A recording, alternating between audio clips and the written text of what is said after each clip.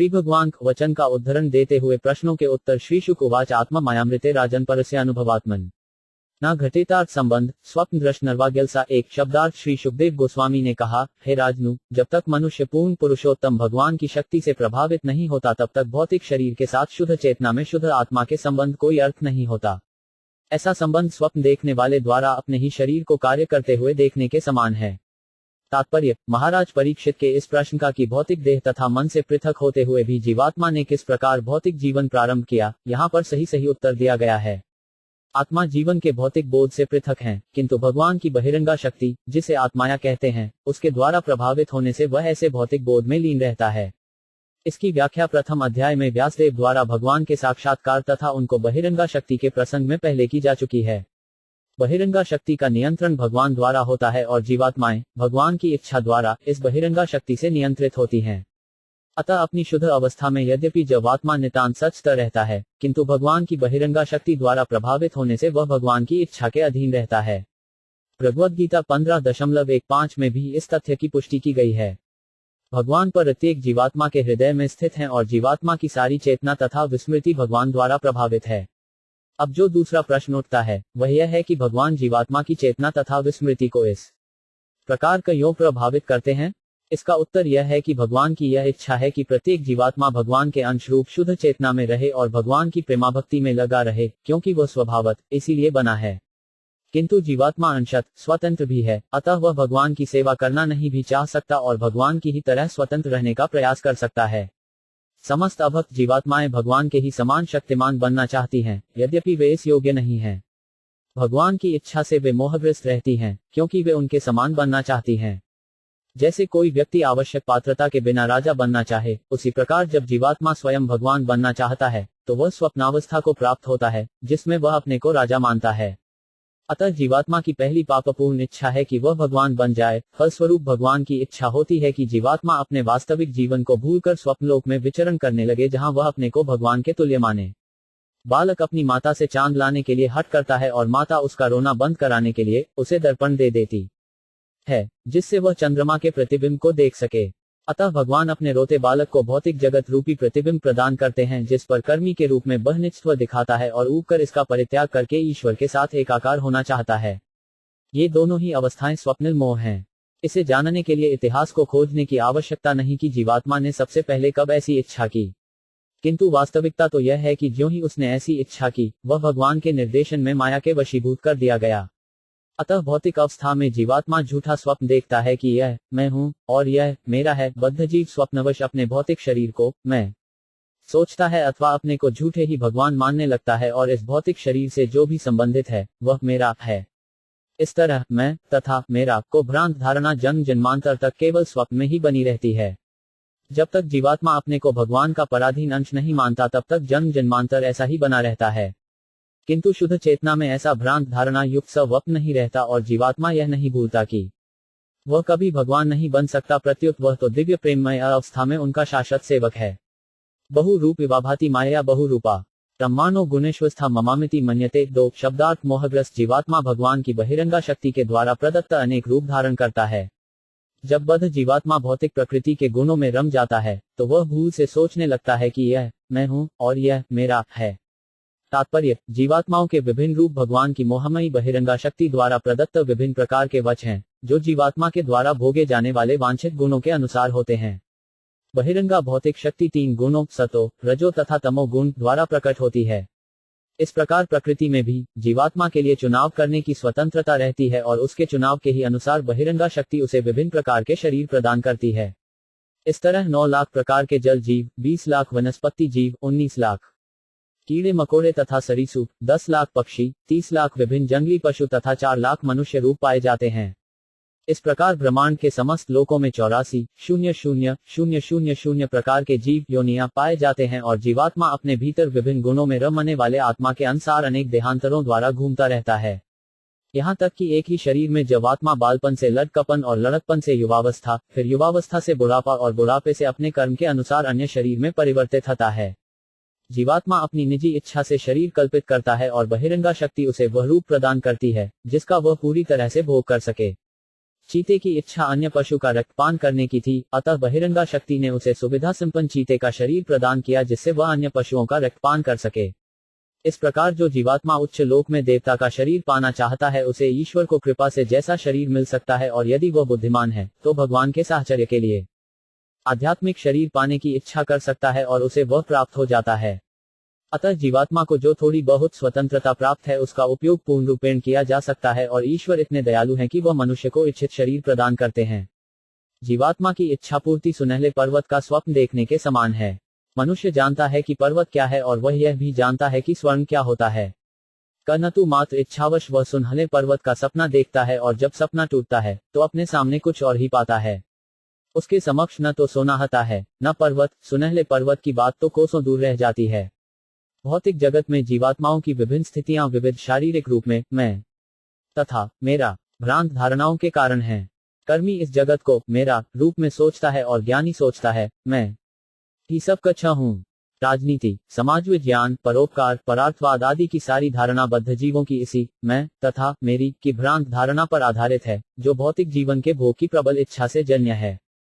समाजवाद, राष्ट्रवाद, पारिवारिक प्रेम आदि विभिन्न विचारधाराओं के अंतर्गत शरीर और शरीर के जन्मस्थान से आत्मा का संबंध मानना जीवात्मा द्वारा असली स्वभाव के भूल जाने के कारण है। मोहग्रस्त जीवात्मा की यह सारी भ्रांत धारणा शुकदेव गोस्वामी तथा महाराज परीक्षित की संगति करके ही दूर की जा सकती है, जैसा कि श्रीमद् भागवत में कहा गया है।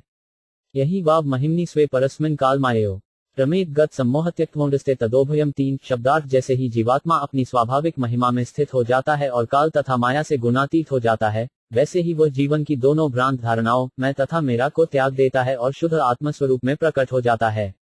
तात्पर्य, मैं तथा मेरा जीवन के ये दो भाव दो श्रेणियों के मनुष्यों में प्रकट होते हैं।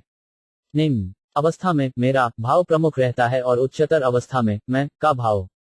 पशुओं में मेरा भाव कुत्तों तथा बिल्लियों तक में देखा जा सकता है, जो इसी मेरा भाव की भ्रांति के अंतर्गत परस्पर लड़ते रहते हैं।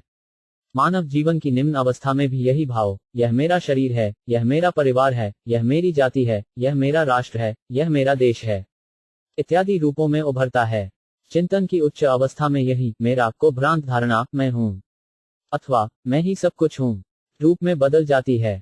मनुष्यों की नाना श्रेणियां हैं जो मैं और मेरे को विभिन्न रूपों में ग्रहण करती हैं, किंतु मैं की वास्तविक महत्ता का बोध तभी होता है जब मनुष्य को चेतना हो कि मैं भगवान का शाश्वत दास हूँ। यही शुद्ध चेतना है और सारा वैदिक साहित्य हमें जीवन के इसी भाव की शिक्षा देता है। मैं भगवान हूँ या मैं परब्रह्म हूँ की भ्रांत धारणा मेरे की धारणा से भी अधिक घातक है। यद्यपि वैदिक साहित्य में कहीं कहीं ऐसे निर्देश हैं कि मनुष्य अपने को भगवान के समरूप समझे, किंतु इसका अर्थ यह तो नहीं होता कि वह सभी प्रकार से भगवान के ही समान हो जाता है। निस्संदेह अनेक बातों में जीवात्मा तथा भगवान में एक रूपता है, किंतु जीवात्मा अंततः भगवान का अधीन होता है और स्वाभाविक दृष्टि से वह भगवान को इंद्रियों की तुष्टि के निमित्त बना है। इसीलिए भगवान बद्ध जीव को अपनी शरण में बुलाते हैं। यदि जीवात्माएं परम इच्छा के अधीन न होती तो उन्हें शरण में आने के लिए क्यों कहा जाता। यदि जीव सभी प्रकार से ईश्वर के समकक्ष होता तो फिर वह माया के अधीन क्यों रखा गया है। हम इसकी व्याख्या कई बार कर चुके हैं कि भौतिक शक्ति माया भगवान का द्वारा नियंत्रित है। भगवद गीता 9.10 में माया के ऊपर भगवान की नियामक शक्ति की पुष्टि की गई है। क्या कोई जीवात्मा जो अपने को परमेश्वर के समकक्ष मानता है माया को वश में कर सकता है? मूर्ख, मैं जवाब देगा कि भविष्य में वह कर सकता है। यदि यह मान लिया जाए कि भविष्य में वह ऐसा कर सकेगा तो फिर वह अभी माया के वश में क्यों है। भगवद गीता का कथन है कि परमेश्वर की शरण में जाकर के मनुष्य माया के वश से मुक्त हो सकता है, किंतु यदि वह समर्पण नहीं करता तो फिर जीवात्मा माया से कभी भी पार नहीं पा सकता। अतः मनुष्य को चाहिए कि भक्ति के अभ्यास से अथवा भगवान की दिव्य प्रेमाभक्ति में हरता से स्थित रहकर मैं को भ्रांति को त्यागे। बिना किसी काम धंधे या नौकरी के गरीब मनुष्य जीवन में अनेक कष्ट भोगता रहता है, किंतु सौभाग्यवश यदि उसे सरकारी नौकरी मिल जाती है तो वह तुरंत सुखी हो जाता है। सभी शक्तियों के नियामक भगवान की श्रेष्ठता को अस्वीकार करने में कोई लाभ नहीं, किंतु मनुष्य को चाहिए वह अपने को भगवान का शाश्वत दास मानते हुए अपनी स्वाभाविक महिमा को प्राप्त करे। बद्ध जीवन में जीवात्मा माया का दास रहता है, किंतु मुक्त अवस्था में वह भगवान का शुद्ध अकिंचन दास रहता है। भगवान की सेवा करने के लिए आवश्यक है कि प्रकृति के गुणों से अप्रभावित रहा जाए। जब तक मनुष्य मनोरथों का दास है वह मैं तथा मेरा के रोग से पूर्ण रूप से मुक्त नहीं हो सकता। परम सत्य माया की शक्ति के द्वारा दूषित नहीं होता, क्योंकि वही उस शक्ति का नियमता है। आपेक्षिक सत्य माया से आवृत हो सकते हैं, किंतु जब कोई परम सत्य का साक्षात्कार कर रहा होता है तो सर्वोत्तम उद्देश्य की पूर्ति होती है। जिस तरह सूर्य को समक्ष देखने पर सिर के ऊपर आकाश में सूर्य प्रकाश से पूर्ण रहता है, किंतु जब वह दृश्य आकाश में नहीं दिखता तो अंधकार छा जाता है। इसी प्रकार जब मनुष्य परमेश्वर के समक्ष होता है तो उसके सारे मोह नष्ट हो जाते हैं, और जो उनके समक्ष नहीं होता वह माया के अंधकार में रहता है। इसकी पुष्टि भगवद गीता 14.26 में इस प्रकार हुई है, माच योग विचारेण भक्ति योगेन सेवते स गुणास्मति त्यतांत्रमभुयाय कल्पते। अतः मनुष्य को चाहिए कि निष्ठापूर्वक भगवान का पूजन, भगवान की महिमा का गायन सुपात्र से, न कि पेशेवर मनुष्य से, प्रत्युत किसी भागवत व्यक्ति से श्रीमद् भागवत का श्रवण तथा शुद्ध भक्तों की संगति करके इस प्रकार भक्ति योग के विज्ञान को गंभीरता से ग्रहण करे। उसे मैं या मेरा की भ्रांतियों से गुमराह नहीं होना चाहिए। कर्मियों को मेरा भाव प्रिय है तो ज्ञानियों को मैं भाव, और ये दोनों ही माया के बंधन से मुक्त होने के योग्य नहीं है। श्रीमद् भागवत तथा मुख्यतः भागवत गीता ये दोनों मनुष्य को मैं तथा मेरा की भ्रांति से उबारने के लिए हैं, और श्री व्यासदेव ने इन दोनों को पतित आत्माओं की मक्ति के लिए ही लिखा है। जीवात्मा को ऐसी दिव्य स्थिति में रहना चाहिए जहां काल तथा माया का वश न चले। बद्ध जीवन में जीवात्मा को भूत, वर्तमान तथा भविष्य काल के सपनों द्वारा प्रभावित होना पड़ता है। चिंतक ज्ञान के अनुशीलन द्वारा तथा अहंकार को जीत करके भविष्य चिंतन द्वारा वासुदेव या परमेश्वर बनकर काल पर विजय पाना चाहता है, किंतु यह विधि परिपूर्ण नहीं है। सही विधि तो यह है कि भगवान वासुदेव को हर प्रकार से परमेश्वर मान लिया जाए, और ज्ञान के अनुशीलन की परम सिद्धि यह है कि भगवान की शरण में जाया जाए, क्योंकि वे ही हर वस्तु के स्रोत हैं। केवल इसी भाव में मैं तथा मेरा की भ्रांति से छुटकारा मिल सकता है। श्रीमद् भागवत तथा भगवद गीता दोनों ही इसकी पुष्टि करते हैं।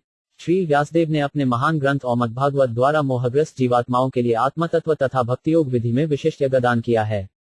बद्ध जीव को चाहिए कि वह इस महान ज्ञान का पूरा लाभ उठाए।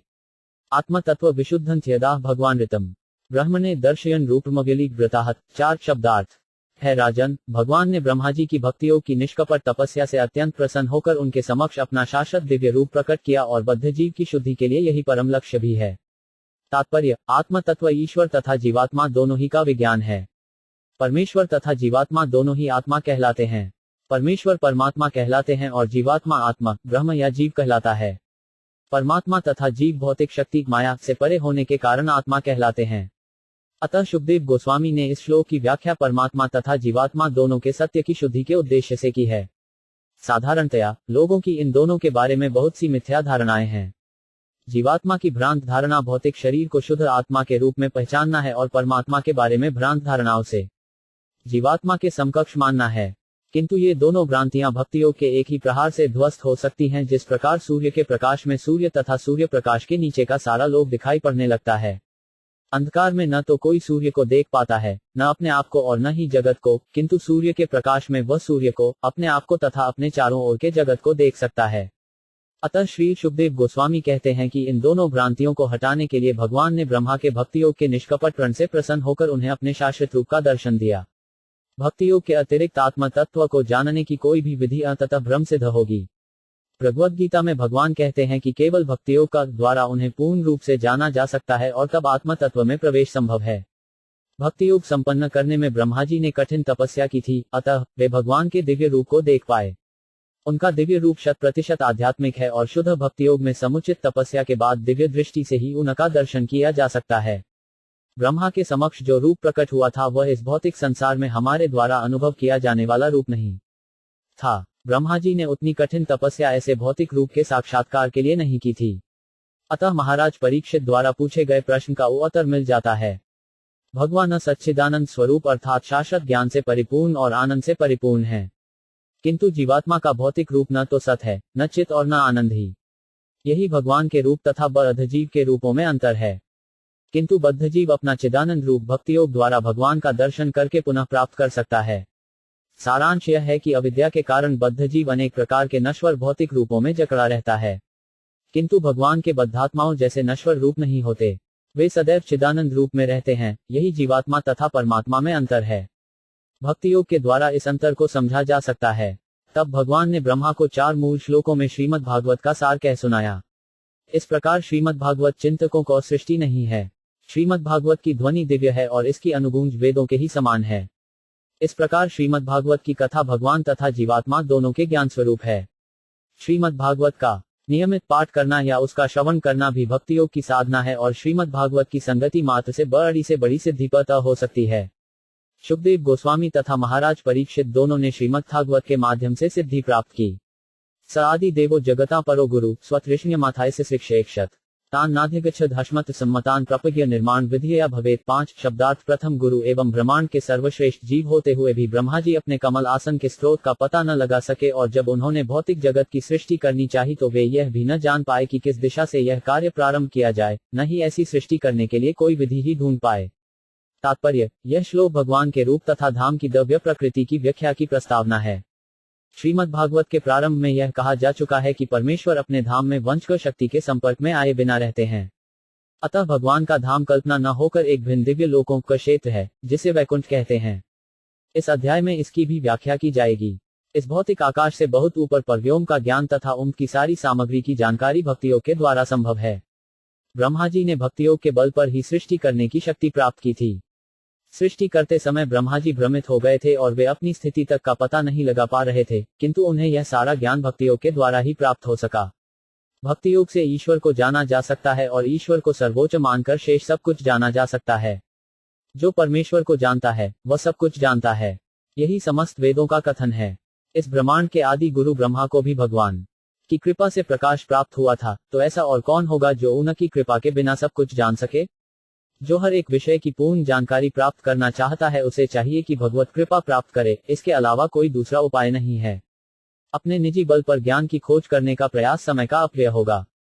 सचिंतन ध्वग्नस क्षर्मेग्दिम स्युपाशुनो द्विर्गंधितम चो विभु स्पर्शेषु यत्योष्मकविषम निष्किज्ञानान नृप्यद्धन विदु। 6 शब्दार्थ। सब प्रकार जब जल में स्थित ब्रह्म जी सोच रहे थे तब पास ही उन्होंने परस्पर जुड़े हुए 2 शब्द 2 बार सुने।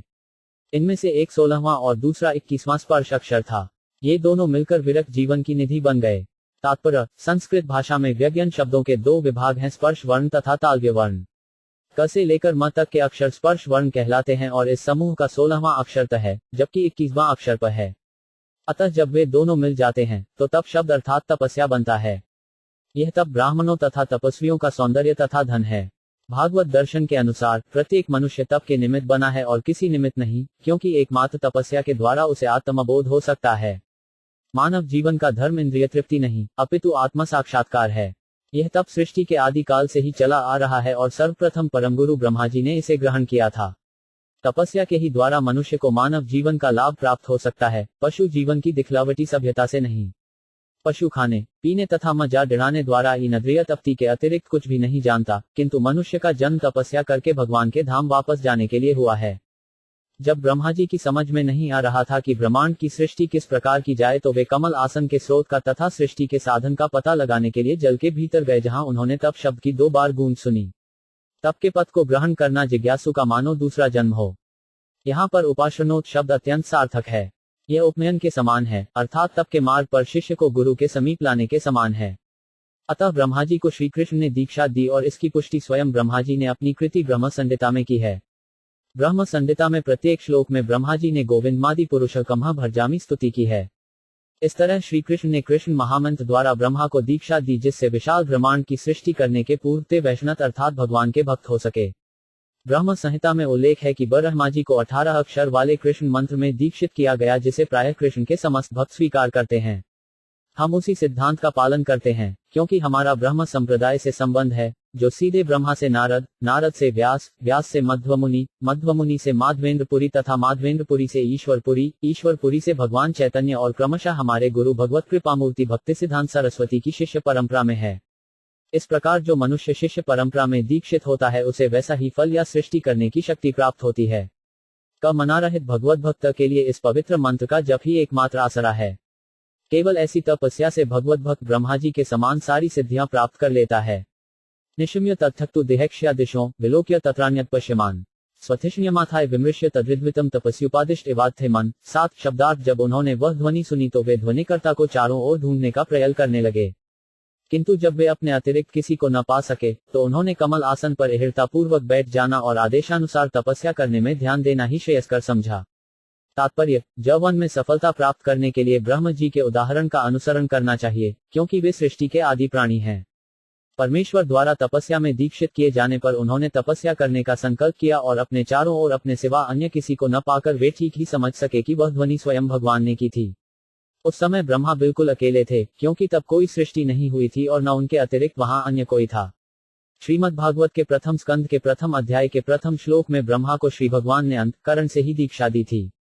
भगवान प्रत्येक जीवात्मा के भीतर परमात्मा के रूप में स्थित हैं और उन्होंने ब्रह्मा को इसलिए दीक्षित किया क्योंकि वे दीक्षा लेने के लिए इच्छुक थे। इसी प्रकार जो भी दीक्षा लेने का इच्छुक हो उसे भगवान दीक्षा दे सकते हैं।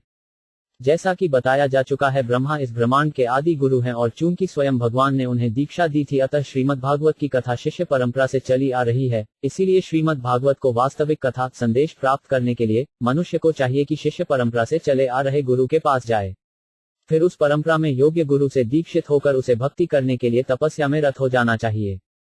किंतु उसे अपने आप को ब्रह्मा के समान समझकर सीधे भगवान द्वारा अंतःकरण से दीक्षा दिए जाने की बात नहीं सोचनी चाहिए, क्योंकि इस युग में कोई भी व्यक्ति ब्रह्मा के समान शुद्ध नहीं माना जा सकता। ब्रह्मांड सृष्टि के लिए ब्रह्मा पद का भार सर्वाधिक शुद्ध जीव को सौंपा जाता है और जब तक वह उतना ही योग्य न हो उसे ब्रह्मा के समान नहीं माना जा सकता।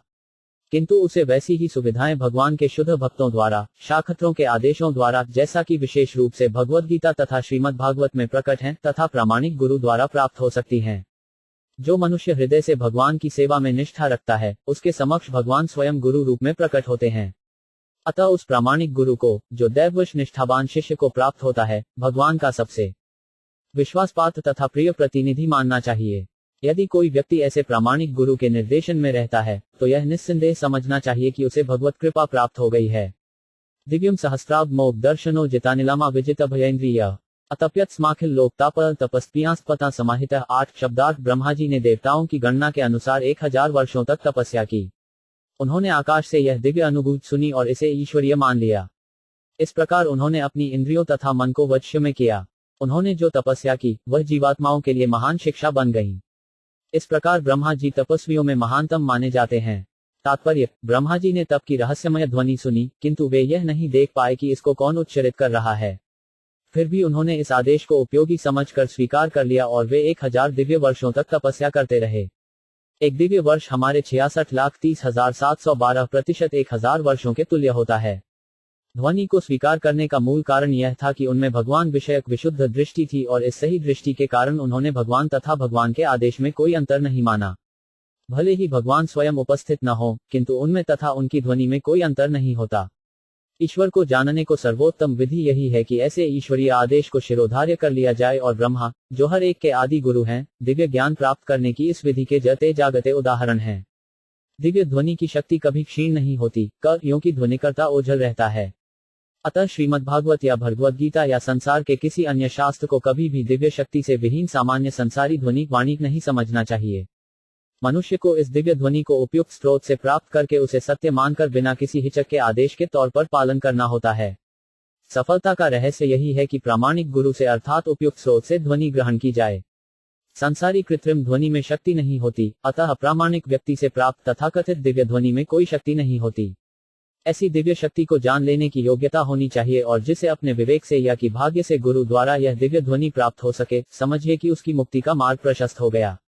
किंतु शिष्य को गुरु के आदेश का पालन करने के लिए उद्यत रहना चाहिए, जिस प्रकार ब्रह्मा जी ने अपने प्रामाणिक गुरु साक्षात भगवान के आदेश का पालन किया था। शिष्य का एकमात्र कर्तव्य है कि वह प्रामाणिक गुरु का आदेश माने और प्रामाणिक गुरु के आदेश का पूर्ण श्रद्धा सहित पालन करना ही सफलता का रहस्य है। ब्रह्मा जी ने अपनी दोनों प्रकार की इंद्रियों, कर्मेंद्रियों तथा ज्ञानेंद्रियों पर नियंत्रण प्राप्त किया, क्योंकि इनका उपयोग भगवान के आदेश पालन में करना था। अतः इंद्रियों के नियंत्रण का अर्थ है उन्हें भगवान को दिव्य सेवा में लगाना। भगवान का आदेश तो प्रामाणिक गुरु के माध्यम से शिष्य परंपरा में अवतरित होता है, अतः प्रामाणिक गुरु के आदेश के पालन का अर्थ है इंद्रियों को सचमुच नियंत्रित करना। पूर्ण श्रद्धा तथा निष्ठा के साथ ऐसी तपस्या करके ब्रह्मा जी इतने शक्तिसंपन्न बन सके कि वे ब्रह्मांड के सृष्टा हो गए। ऐसी शक्ति प्राप्त करने के कारण ही उन्हें तपस्वियों में सर्वश्रेष्ठ कहा जाता है। तस्मै स्वलोक भगवान सभाजित संदर्शयामास पर न यत्परम व्यपेत सत्क्लेश विमोह साध्वस्व दृष्टवधिर पुरुषैर्विष्ठितम। 9 शब्दार्थ। श्री भगवान ने ब्रह्मा जी की तपस्या से अत्यधिक प्रसन्न होकर उन्हें समस्त लोकों में श्रेष्ठ अपने निजी धाम वैकुंठ लोक को दिखलाया। यह दिव्य लोक उन समस्त स्वरूप सिद्ध व्यक्तियों द्वारा पूजित है, जो समस्त प्रकार के क्लेशों तथा सांसारिक भय से सर्वथा मुक्त हैं। तात्पर्य, ब्रह्मा जी ने जो तप कष्ट सहे, वे निश्चय ही भक्ति की श्रेणी में थे। अन्यथा ब्रह्मा को स्वलोकम अर्थात भगवान का निजी धाम वैकुंठ लोक न दिखता। भगवान का स्वलोक अर्थात वैकुंठ न तो काल्पनिक है न भौतिक जैसा कि निर्विशेषवादी सोचते हैं, किंतु भगवान के इन दिव्य धामों को प्राप्ति भक्ति द्वारा ही संभव है और इस प्रकार भक्त लोग ही इन धामों में प्रवेश करते हैं। निस्संदेह तप करना कष्टप्रद है, किंतु भक्ति योग साधना में जो कष्ट सहे जाते हैं वे आरंभ से ही दिव्य आनंद प्रदान करने वाले होते हैं। किंतु आत्म साक्षात्कार की अन्य विधियों ज्ञान योग ध्यान योग इत्यादि में तप का कष्टदायी होता है, उससे अंततः कष्ट ही मिलता है और वैकुंठ की प्राप्ति नहीं हो पाती। दानों से रहित भूसी को चबाने से क्या लाभ।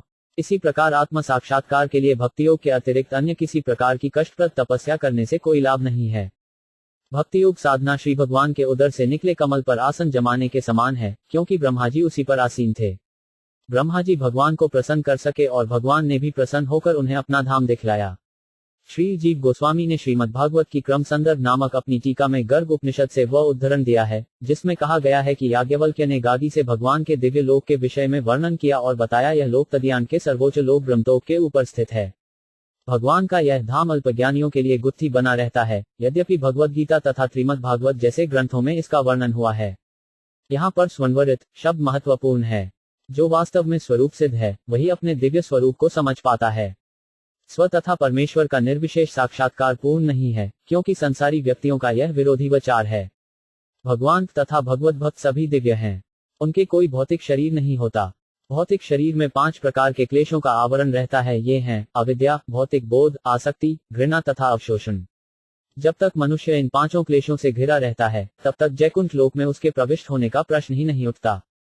स्तर की निर्विशेष विचारधारा भौतिक व्यक्तित्व का निषेध है और दिव्य स्वरूप के अस्तित्व से कोसों दूर है।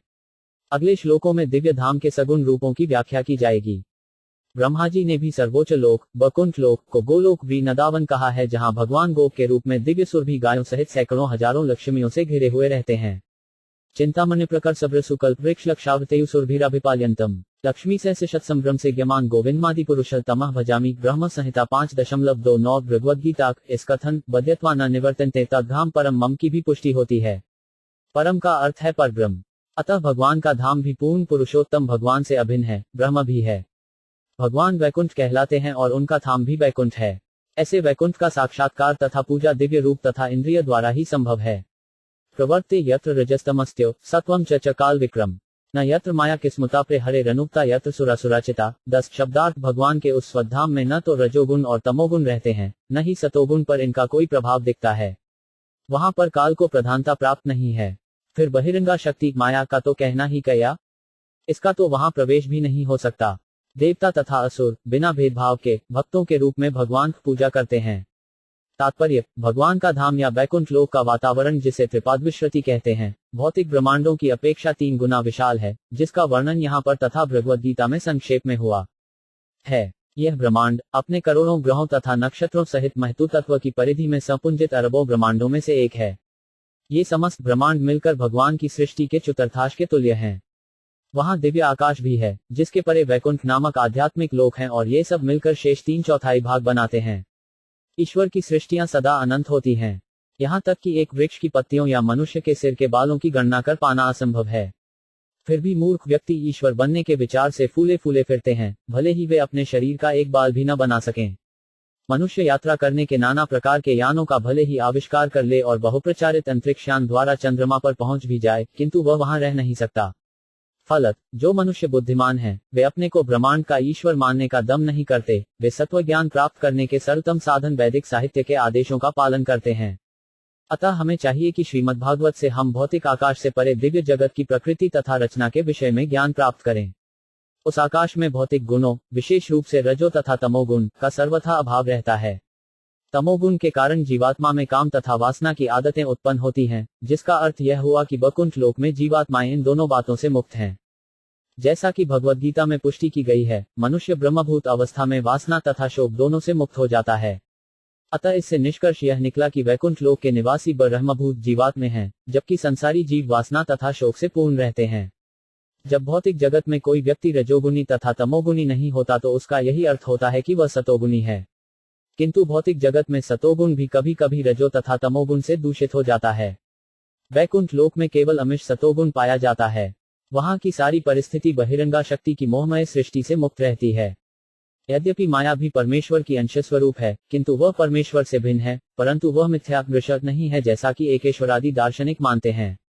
रस्सी को सांप समझना किसी व्यक्ति विशेष के लिए भ्रम हो सकता है, किंतु रस्सी तो वास्तविकता है और सर्प भी वास्तविकता है। गर्म मरुस्थल में जल ढूंढते हुए मूर्ख पशु के लिए मृग तृष्णा भ्रम हो सकती है, किंतु मरुस्थल तथा जल दोनों सत्य हैं। अतः अभक्त के लिए भले ही भगवान की भौतिक सृष्टि भ्रम लगे, किंतु भगवान के भक्त के लिए वही सत्य है और वह भगवान की बहिरंगा शक्ति का प्राकट्य है। किंतु भगवान की यह शक्ति ही सब कुछ नहीं है। भगवान की एक अंतरंगा शक्ति भी होती है, जिसकी एक अन्य सृष्टि होती है, जिसे वैकुंठ लोक कहते हैं, जहां न अविद्या है, न वासना, न भ्रम और न भूत न वर्तमान। अल्पज्ञान के कारण मनुष्य वैकुंठ लोक जैसी इन वस्तुओं को भले ही न समझ पाए, किंतु इससे उनका अस्तित्व समाप्त नहीं होता। यदि अंतरिक्षयान ऐसे लोकों तक नहीं पहुंच पाते तो इसका अर्थ यह नहीं होता कि ऐसे लोक हैं ही नहीं, क्योंकि हमारे शास्त्रों में इनका वर्णन मिलता है।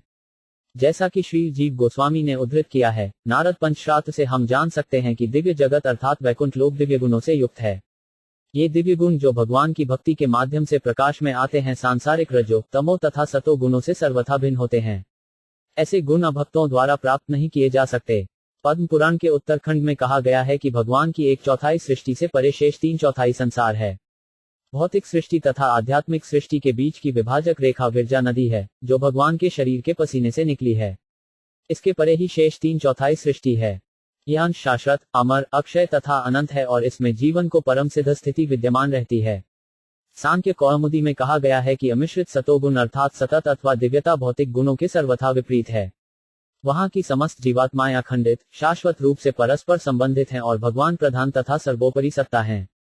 आगम पुराणों में भी दिव्य धाम का वर्णन इस प्रकार मिलता है, पार्षदों को भगवान की सृष्टि में कहीं भी जाने की छूट है और ऐसी सृष्टि की कोई सीमा नहीं है, विशेष रूप से 3/4 क्षेत्र में असीम क्षेत्र होने के कारण। इस संयोग का न तो इतिहास है, न इसका कोई अंत है। यह निष्कर्ष निकाला जा सकता है कि वहां पर भौतिक रजो तथा तमो गुणों के सर्वथा अभाव के कारण सृष्टि या प्रलय का प्रश्न ही नहीं उठता। भौतिक जगत में प्रत्येक वस्तु को सृष्टि होती है और फिर उसका विनाश होता है और सृष्टि तथा विनाश की मध्यावधि क्षणिक है। दिव्यलोक में न तो सृष्टि होती है और न विनाश, फलत जीवन की अवधि अनंत होती है। दूसरे शब्दों में, दिव्यलोक की प्रत्येक वस्तु अमर है, वह ज्ञान तथा आनंद से परिपूर्ण है और अविनश्वर है। विनाश न होने से काल्यानुमान हेतु वहां पर न तो भूत है, न वर्तमान और न भविष्य। इस श्लोक में स्पष्ट उल्लेख है कि काल का प्रभाव उसकी अनुपस्थिति से प्रकट है। सारा संसार तत्वों के घात प्रतिघात से प्रकट होता है, जिससे भूत, वर्तमान तथा भविष्य के रूप में समय का प्रभाव सुस्पष्ट दिखता है। किंतु वहां पर कार्य कारण के ऐसे घात प्रतिघात नहीं होते, अतः जन्म चक्र, वृद्धि, अस्तित्व, रूपांतर, क्षय तथा प्रलय, ये 6 भौतिक परिवर्तन नहीं पाए जाते। यह तो भगवान की शक्ति का शुद्ध प्राकट्य है और इसमें कोई माया नहीं है, जैसा कि इस भौतिक संसार में अनुभव होता है। वैकुंठ का समग्र अस्तित्व बताता है कि वहां का प्रत्येक जीव भगवान का अनुचर है। वहां भगवान ही मुख्य नेता हैं, वहां नायकत्व के लिए कोई होड़ नहीं है और सारे लोग भगवान के अनुगामी हैं। अतः वेदों में पुष्टि की गई है कि भगवान ही प्रधान नायक हैं और शेष सारी जीवात्माएं उनके अधीन हैं, क्योंकि ईश्वर ही इन सभी की आवश्यकताओं की पूर्ति करने वाले हैं। जश्यामावदाता, शतपत्र लोचना, पिशद वस्त्रा, सुरुच, सुपेशिस, सवे चतुर्बाह, उन्मिष्मणि, प्रवेक निष्का भरना, सुवर्चस। 19 शब्दार्थ वैकुंठ लोक के वासियों को आभामय श्यामवर्ण का बताया गया है। उनकी आंखें कमल पुष्प के समान, उनके वस्त्र पीला रंग के और उनकी शारीर की संरचना अत्यंत आकर्षक है। वे उभरते हुए तरुणों की तरह हैं, उन सबके 4-4 हाथ हैं। वे मोती के हारों तथा अलंकृत पदकों से भली भांति विभूषित होकर अत्यंत तेजवान प्रतीत होते हैं। तात्पर्य, वैकुंठ लोक के वासी दिव्य अंग प्रत्यंगों वाले ऐसे महापुरुष हैं, जो इस लोक में नहीं पाए जाते। इनका वर्णन हमें श्रीमद्भागवत जैसे ग्रंथों में ही मिलता है। इन ग्रंथों में दिव्यता के जो निर्विशेष वर्णन प्राप्त होते हैं, वे यह इंगित करते हैं कि वैकुंठ लोक किसी शारीरिक रचना ब्रह्मांड में अन्यत्र कहीं नहीं देखी जाती है। जिस प्रकार किसी एक लोक के विभिन्न स्थानों में शारीरिक रचना पृथक पृथक होती है या विभिन्न लोकों के प्राणियों के शरीरों की पृथक पृथक रचना होती है, उसी प्रकार वैकुंठ लोक के वासियों की शारीरिक रचना भी भौतिक जगत के वासियों से सर्वथा भिन्न है। उदाहरणार्थ, वहां के 4 हाथ इस संसार के 2 हाथ से भिन्न हैं। प्रवाल वैदूर्य मृणाल वर्चस्या, परिस्फुरत कुंडल मौली मालिन। 12 शब्दार्थ, उनमें से कुछ की आकृतियां मूंगे तथा हीरे की भांति तेजस्वी हैं और वे अपने सिरों पर मालाएं धारण किए हैं, जो कमल पुष्प के समान खिली हुई हैं।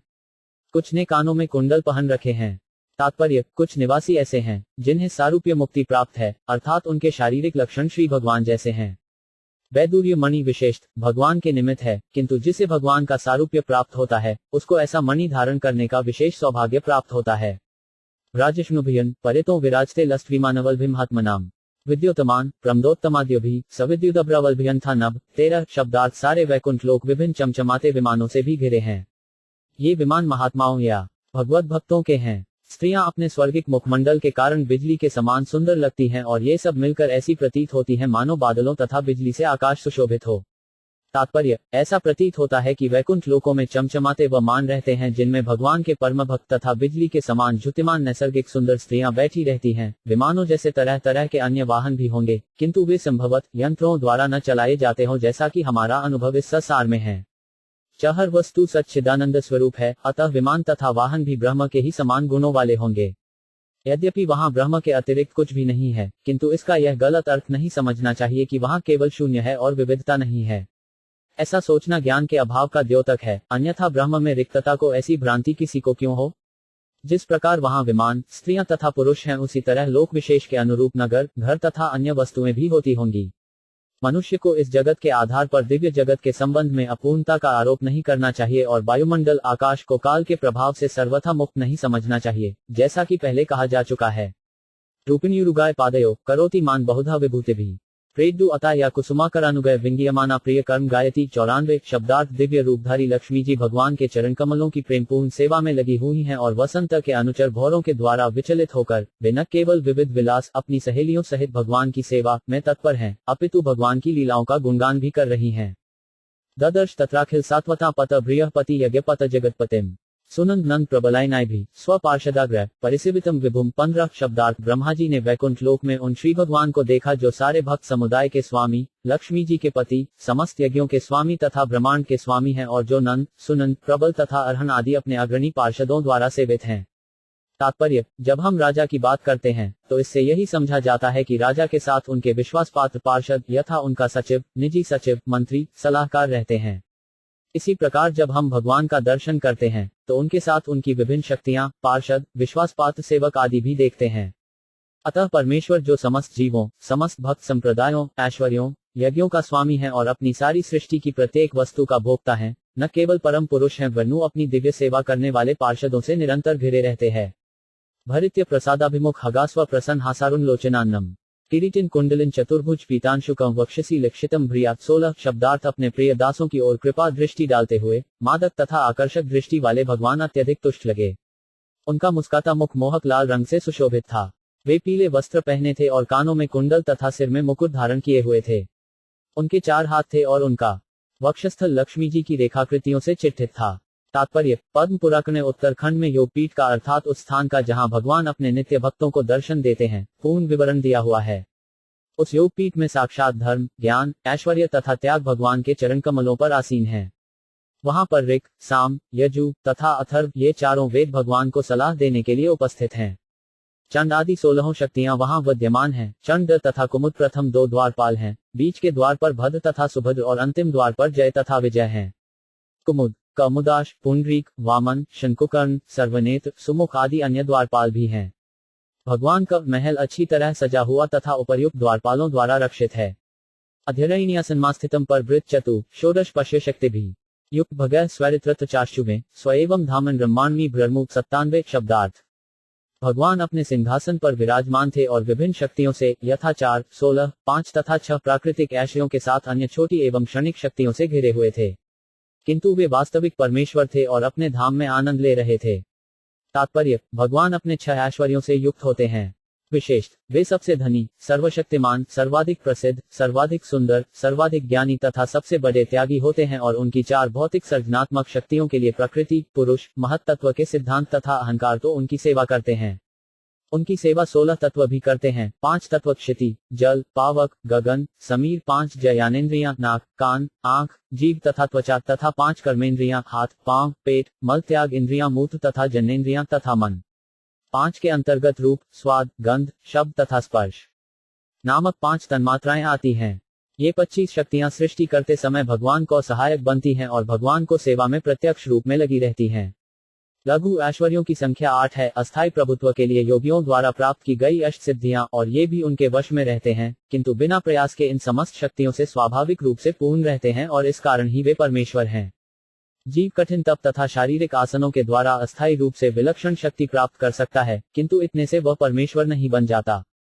परमेश्वर अपनी शक्ति से ही किसी भी योगी से कहीं अधिक शक्तिमान है, किसी भी ज्ञानी की अपेक्षा अधिक ज्ञानवान, किसी भी धनी की तुलना में अत्यंत धनवान, किसी भी सुंदर जीव की अपेक्षा अनंत रूपवान तथा किसी भी उपकारी की अपेक्षा अधिक दानी है। वे सर्वोपरि हैं, कोई न तो उनके समान है, न उनसे बढ़कर। कोई कितना ही तप या यौगिक प्रदर्शन क्यों न करें, उपर्युक्त किन्हीं भी शक्तियों में उनको समता नहीं कर सकता। योगी उनकी कृपा पर आश्रित रहते हैं। अपनी असीम दानशीलता के कारण वे शक्ति के पीछे दौड़ने वाले योगियों को कुछ अस्थायी शक्तियां प्रदान कर सकते हैं, किंतु अपने शुद्ध भक्तों को, जो भगवान से उनकी दिव्य सेवा के अतिरिक्त और कुछ नहीं चाहते, वे प्रसन्न होकर शुद्ध सेवा के बदले में अपने आप को दे डालते हैं। तहर्षणानाद परिप्लुतांतरों हृष्यतौ प्रेम भराशु लोचन ननाम पादाम्बुजमस्य विश्वसुज्ञत पारमहंसेन पथाधिगम्यते। 18 शब्दार्थ। इस तरह भगवान को उनके पूर्ण रूप में देखकर ब्रह्मा जी का हृदय आनंद से आप्लावित हो उठा और दिव्य प्रेम तथा आनंद से उनके नेत्रों में प्रेमाशु आ गए। वे भगवान के समक्ष नतमस्तक हो गए। जीव परमहंस के लिए परम सिद्धि की यही विधि है। तात्पर्य: श्रीमद्भागवत के प्रारंभ में कहा गया है कि यह महान ग्रंथ परमहंसों के लिए है। परमो निर्मत्सराणा सताम। श्रीमद्भागवत ईर्ष्या से पुनर्तः मुक्त पुरुषों के हेतु है। बद्ध जीवन में ईर्ष्या सबसे ऊपर से अर्थात श्री भगवान के विरुद्ध ईर्ष्या रखने से शुरू होती है।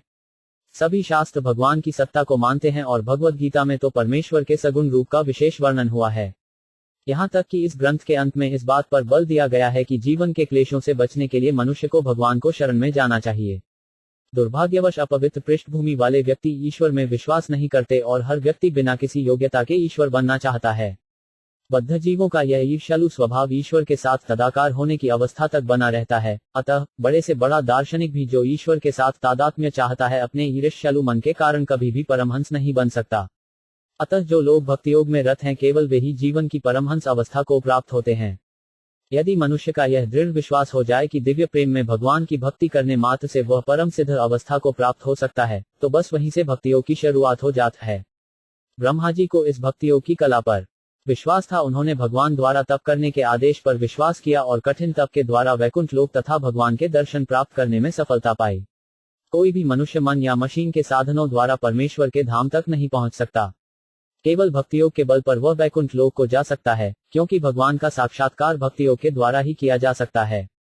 ब्रह्मा जी अपने कमल आसन पर विराजमान थे और वे वहीं से अत्यंत गंभीरता पूर्वक भक्तियोग की साधना द्वारा चित्र विचित्र वैकुंठ लोक को भगवान तथा उनके पार्षदों सहित देख सके। ब्रह्मा जी के का अनुसरण करते हुए आज भी कोई व्यक्ति यहाँ पर बताए परमहंस के पथ पर चलकर वैसी ही सिद्धि पर प्राप्त कर सकता है। भगवान श्री चैतन्य महाप्रभु ने भी इस युग में मनुष्यों के लिए आत्म साक्षात्कार की इस विधि की संस्तुति की है। सर्वप्रथम मनुष्य को चाहिए कि वह भगवान श्री कृष्ण में पूर्ण विश्वास करे। चनत्न द्वारा समझने करने का कोई प्रयत्न न करे। पहले श्रीमद् भगवद गीता उनके विषय में सुने और फिर श्रीमद् भागवत से सुने। ऐसे उपदेशों को वह भागवत व्यक्ति से सुने, पेशेवर कथावाचक या किसी कर्मी, ज्ञानी या योगी से नहीं। ज्ञान प्राप्त करने का यही रहस्य है। मनुष्य को सन्यासी बनना आवश्यक नहीं है। वह अपनी वर्तमान अवस्था में बना रह सकता है, किंतु उसे भगवत भक्त की संगति ढूंढनी चाहिए और श्रद्धा तथा विश्वास के साथ उससे भगवान की दिव्य कथा सुननी चाहिए। यहाँ पर संस्तुत परमहंस का पथ यही है। भगवान के अनेक पवित्र नामों में से अजित भी एक नाम है, जिसका अर्थ है किसी दूसरे के द्वारा कभी न जीता जाने वाला। फिर भी उन्हें परमहंस पद से जीता जा सकता है, जैसा कि परम गुरु ब्रह्मा ने करके दिखाया है। ब्रह्मा ने स्वयं इस परमहंस पनंथा को श्रीमद् भागवत 10.143 में अपने शब्दों में इस प्रकार बताया है। ज्ञाने प्रयासमुत्पास्य नमनंत एव जीवंती सन्न मुखरता भवदीय वार्वाम स्थाने स्थिता श्रुतियता वनुवादमनोभय प्रायशो जितो 5 पिसी तैखिलोक्याम। ब्रह्मा जी ने कहा, हे भगवान श्री कृष्ण, जो भक्त परमात्मा के अस्तित्व में मिल जाने के उद्देश्य से चिंतन मार्ग को त्याग कर प्रामाणिक साधु या संत से आपकी महिमा तथा लीलाओं का श्रवण करता है और अपने सामाजिक जीवन में वृत्तिपरक कर्तव्य का पालन करता हुआ निष्कपट जीवन व्यतीत करता है, वह आपकी कृपा तथा दया को जीत सकता है। यद्यपि आप अजित हैं, यही परमहंसों का पथ है, जिसका अनुसरण स्वयं ब्रह्मा जी ने किया और बाद में सफलता प्राप्त करने के लिए औरों के लिए इसी की संस्तुति की। तम प्रियमाण समुपस्थितम कवि प्रजा विज्ञानित शासनायनम बभाष ईशत स्मित शोचिषा गिरा प्रिय प्रियम प्रीत मना करे स्पृशन। 19 शब्दार्थ। भगवान ने ब्रह्मा जी को अपने समक्ष देखकर उन्हें जीवों की सूष्टि करने तथा जीवों को अपनी इच्छानुसार नियंत्रित करने के लिए उपयुक्त पात्र समझा। इस प्रकार प्रसन्न होकर भगवान ब्रह्मा से मंद मंद हंसते हुए हाथ मिलाया और उन्हें इस प्रकार से संबोधित किया। तात्पर्य, जगत की सृष्टि न तो निरुद्देश्य हुई है न आकस्मिक। इस तरह नित्यबद्ध जीवात्माओं को भगवान द्वारा ब्रह्मा जी जैसे अपने ही प्रतिनिधि के मार्गदर्शन में मुक्ति के लिए अवसर प्रदान किया जाता है। ब्रह्मा जी को वैदिक ज्ञान का उपदेश देते हैं जिससे इस ज्ञान का प्रसार बद्ध जीवों तक हो सके। बद्ध जीव भगवान से अपने संबंध को भूलते रहते हैं, अतः भगवान के लिए आवश्यक है कि वे सृष्टि करें और वैदिक ज्ञान का प्रसार करें। बद्ध जीवों के उद्धार का महान उत्तरदायित्व ब्रह्मा जी पर है, इसीलिए वे भगवान को अत्यंत प्रिय हैं। ब्रह्मा जी भी अपने कर्तव्य को भली भांति निभाते हैं। वे न केवल जीवात्माओं को उत्पन्न करते हैं वरन पतित जीवों के उद्धार के लिए अपने दल को चारों ओर फैला देते हैं। यह दल ब्रह्म संप्रदाय कहलाता है और इस दल का हर सदस्य आज भी पतित जीवों का उद्धार करके भगवान के धाम भेजने में संलग्न है। भगवान अपने अंशों को वापस पाने के लिए अत्यंत उत्सुक रहते हैं, जैसा कि भगवद गीता में कहा गया है। जो पतितों को भगवान के धाम ले जाने का कार्य करता है, उन्हें उससे अधिक प्रिय अन्य कोई नहीं है। ब्रह्म संप्रदाय में कुछ ऐसे स्वधर्म त्यागी भी हैं जिनका एकमात्र कार्य ईश्वर की विस्मृति कराकर मनुष्यों को इस भौतिक संसार में अधिकाधिक फंसाना है। ऐसे मनुष्य कभी भी भगवान के प्रिय नहीं बन सकते। भगवान इन ईर्ष्यालु असुरों को ऐसे अंधकार में भेज देते हैं जहां ते परमेश्वर को जान भी नहीं सकें। किंतु ब्रह्म संप्रदाय का कोई भी व्यक्ति जो भगवान के संदेश का उपदेश देता है, भगवान को प्रिय है और ऐसे ही प्रामाणिक भक्ति संप्रदाय के प्रचारक से प्रसन्न होकर वे उससे हाथ मिलाते हैं। त्वया तोषिता सम्यक वेद गर्भ से सुष्या चिरभूतेन तपसा दुस्तोष कूट योगी नाम 20 शब्दार्थ परम सुंदर भगवान ब्रह्मा को संबोधित किया। हे वेदों से संपृक्त ब्रह्मा, सृष्टि की इच्छा से की गई तुम्हारी दीर्घकालीन तपस्या से मैं अत्यंत प्रसन्न हूँ। मैं छद्यायोगियों से बहुत ही मुश्किल से प्रसन्न हो पाता हूँ। तात्पर्य, तपस्या दो प्रकार को होती है, एक तो इंद्रिय तृप्ति हेतु और दूसरी आत्मा साक्षात्कार हेतु। ऐसे अनेक छद्मयोगी हैं जो अपनी तृप्ति के लिए कठिन तपस्या करते हैं, किंतु ऐसे भी योगी हैं जो भगवान की इंद्रिय तृष्टि के लिए तप करते हैं। उदाहरणार्थ, यदि परमाणु हथियार की खोज के लिए तप किया जाए तो इससे भगवान प्रसन्न नहीं होंगे, क्योंकि ऐसा तप कभी भी संतोषप्रद नहीं होगा। प्रत्येक मनुष्य को मरना है, किंतु यदि किसी के तप द्वारा मृत्यु की प्रक्रिया त्वरित हो जाए तो इससे भगवान को प्रसन्नता नहीं होगी। भगवान चाहते हैं कि उनके सारे अंश भगवान के धाम पहुंचकर शाश्वत जीवन पाएं और आनंद भोगें, और सारी भौतिक सृष्टि की रचना इसी उद्देश्य से की गई है। ब्रह्मा ने इसी उद्देश्य के लिए अर्थात सृष्टि क्रम को नियमित करने के लिए तपस्या की, जिससे भगवान प्रसन्न हो सकें। इसीलिए भगवान उनसे इतने प्रसन्न हुए और ब्रह्मा जी को वैदिक ज्ञान से पूरित कर दिया। वैदिक ज्ञान का चरम लक्ष्य भगवान को जानना है, अन्य कार्यों में इसका दुरुपयोग करना नहीं। जो वैदिक ज्ञान का उपयोग इस कार्य के लिए नहीं करते, वे कूट योगी कहलाते हैं, जो निरुद्देश्य अपना जीवन विनष्ट कर देते हैं। वब्र वर भद्गते वरेशमाभिवाचितम ब्रह्मक्ष यह परिश्राम पुंसा महर्षणावधि 21 शब्दार्थ। तुम्हारा कल्याण हो। हे ब्रह्मा, तुम मुझसे जो चाहो मांग सकते हो, क्योंकि मैं समस्त वरों का वरदाता हूँ। तुम्हें ज्ञात हो कि सारी तपस्या के फलस्वरूप जो अंतिम वर प्राप्त होता है वह मेरा दर्शन है। तात्पर्य, परमेश्वर का परम साक्षात्कार उनको जानना और अपने समक्ष उनका दर्शन करना है। निर्विशेष ब्रह्म तथा अंतर्यामी परमात्मा का साक्षात्कार परम साक्षात्कार नहीं है। जब मनुष्य को परमेश्वर का साक्षात्कार हो जाता है तो उसे ऐसी तपस्या के लिए संघर्ष करने की आवश्यकता नहीं रह जाती है। जीवन की दूसरी अवस्था है ईश्वर को प्रसन्न करने के लिए उनकी भक्ति करना। दूसरे शब्दों में यह कहा जा सकता है कि जिसने भगवान के दर्शन कर लिए हैं उसे पूर्ण सिद्धि प्राप्त हो चुकी है, क्योंकि उस उच्चतम सिद्धि में सभी कुछ सम्मिलित है। किंतु निर्विशेषवादी तथा छद्मयोगी इस अवस्था को प्राप्त नहीं कर सकते। मनीषितानुभावों 5 यम ममलोकावलोकनम यदुप्रश्रुत्य रहसी चकर्थ परम तप 22 शब्दार्थ। सर्वोच्च सिद्धिमयी पटुता है मेरे धाम का साक्षात दर्शन, और यह दर्शन तुम्हें मेरे आदेश के अनुसार कठिन तपस्या के प्रति तुम्हारी विनम्र प्रवृत्ति के कारण संभव हो सका है। तात्पर्य, जीवन की सर्वोच्च सिद्धि की अवस्था भगवान की कृपा के फलस्वरूप वास्तविक दर्शन द्वारा भगवान को जानना है। इसकी प्राप्ति उस प्रत्येक व्यक्ति को हो सकती है जो शास्त्रोक्त तथा प्रामाणिक आचार्यों द्वारा स्वीकृत मानदंड के अनुसार भक्तिमय सेवा का इच्छुक है। उदाहरणार्थ, भगवद गीता समस्त महान आचार्यों यथा शंकर, रामानुज, मध्व, चैतन्य, विश्वनाथ, बलदेव, सिद्धांत सरस्वती तथा अनेक अन्यों द्वारा स्वीकृत प्रामाणिक वैदिक ग्रंथ है। उसी भगवद गीता में भगवान श्री कृष्ण कहते हैं कि मेरा ही ध्यान धरो, मेरे भक्त बनो, मेरी ही पूजा करो और सदैव मेरे ही समक्ष झुको। ऐसा करने से निस्संदेह मनुष्य का भगवान के धाम को जाना निश्चित है। अन्य स्थानों में भी इसी तरह कहा गया है कि अन्य सारे कर्तव्यों को त्याग करनी संकोच भाव से भगवान की शरण में जाओ। भगवान ऐसे भक्त को समस्त सुरक्षा प्रदान करते हैं। सर्वोच्च सिद्ध अवस्था प्राप्त करने के ये गुप्त गुर हैं। ब्रह्मा जी ने इन्हीं नियमों का किसी श्रेष्ठता का विचार किए बिना पालन किया, जिससे उन्हें भगवान के धाम को सारी साज सामग्री के साथ देखने तथा भगवान के साक्षात्कार का सुयोग प्राप्त हो सका। न तो भगवान के शरीर के तेज का निर्गुण दर्शन सर्वोच्च सिद्धावस्था है, न ही परमात्मा की अनुभूति की अवस्था। मनीषिता शब्द सार्थक है। प्रत्येक व्यक्ति को अपने तथाकथित ज्ञान का झूठा या सही गर्व होता है, किंतु भगवान का कथन है कि ज्ञान की सर्वोच्च सिद्धावस्था उनको तथा उनके धाम को माया रहित होकर जान लेना है। प्रत्यादिष्ठम मया तत्त्वयि कर्म विमोहिते तपो में हृदय साक्षादात्माहम तपसोइंग 23 शब्दार्थ। हे निष्पाप ब्रह्मा, तुम्हें ज्ञात हो कि जब तुम अपने कर्तव्य के प्रति असमंजस में थे तो सबसे पहले मैंने ही तुम्हें तपस्या करने का आदेश दिया था। ऐसी तपस्या ही मेरा हृदय और मेरी आत्मा है, अतः तपस्या मुझसे अभिन्न है। तात्पर्य, जिस तपस्या से भगवान का साक्षात दर्शन किया जा सकता है, उसे भगवान की भक्तिमय सेवा को समझना चाहिए और कुछ नहीं, क्योंकि केवल दिव्य प्रेमपूर्ण भक्ति भाव के द्वारा ही भगवान तक पहुंचा जा सकता है। ऐसी तपस्या भगवान की अंतरंगा शक्ति होती है और उनसे अभिन्न होती है। ऐसी अंतरंगा शक्ति के कार्य भौतिक सुख से विरक्ति होने पर प्रकट होते हैं। अत्यधिक प्रभुत्व जताने की प्रवृत्ति के कारण ही जीवात्मा भौतिक बंधन में बंदी हो जाते हैं, किंतु भगवान को भक्ति करने से मनुष्य सुख भोग की प्रवृत्ति से विरक्त होता है। भक्त जन स्वतः भौतिक सुख से विरक्त हो जाते हैं और यह विरक्ति पूर्ण ज्ञान का प्रतिफल है। अतः भक्ति की तपस्या में ज्ञान तथा विरक्ति निहित होते हैं और यही दिव्य शक्ति का प्राकस्य है। यदि कोई भगवान के धाम वापस जाने का इच्छुक है, तो वह भौतिक मायावी संपत्ति का भोग नहीं कर सकता। जिसे भगवान की संगति के दिव्य आनंद का पता नहीं है, वही मूर्खतावश क्षणिक भौतिक सुख की कामना करता है। चैतन्य चरितामृत में कहा गया है कि यदि कोई सचमुच भगवान के दर्शन करना चाहता है और उसके साथ साथ भौतिक सुख का भोग करना चाहता है, तो उसे मूर्ख ही समझना चाहिए। जो सुखोपभोग के लिए इस संसार में रहना चाहता है, उसे भगवान के शाश्वत धाम जाने से कोई मतलब नहीं है। भगवान ऐसे मूर्ख भक्त की सारी भौतिक संपत्ति छीनकर उसे कृतार्थ करते हैं। यदि ऐसा मूर्ख भक्त पुनः संपत्ति बटोरना चाहता है, तो दयालु भगवान उसे दोबारा छीन लेते हैं। बार बार भौतिक संपन्नता में ऐसी असफलता के कारण वह अपने कुटुंबियों तथा मित्रों में बहुत अलोकप्रिय हो जाता है। भौतिक जगत में कुटुंबी तथा मित्र तो उसी का आदर करते हैं जो यन केन प्रकारेण धन संचित करता है। फलस्वरूप ऐसे मूर्ख भक्त को भगवत कृपा से बाध्य होकर तपस्या करनी पड़ती है और अंत में वह भगवत भक्ति में संपन्न होने के कारण पूर्ण सुखी हो जाता है। अतः भगवत भक्ति में सिद्धि प्राप्त करने के लिए तपस्या आवश्यक है, चाहे वह स्वैच्छिक भाव से हो या ईश्वर द्वारा बलपूर्वक लादी गई हो, और ऐसी तपस्या ही भगवान की अंतरंगा शक्ति है। किंतु समस्त पापों से पूर्ण रूप से मुक्त हुए बिना भक्त तपस्या में संलग्न नहीं हो सकता। जैसा कि भगवत गीता का कथन है, वही व्यक्ति भगवान की पूजा में रत हो सकता है जो समस्त पापों से मुक्त हो। ब्रह्मा जी निष्पाप थे, अतः उन्होंने भगवान के तप आदेश का श्रद्धापूर्वक पालन किया और भगवान ने प्रसन्न होकर उन्हें वांछित फल प्रदान किया।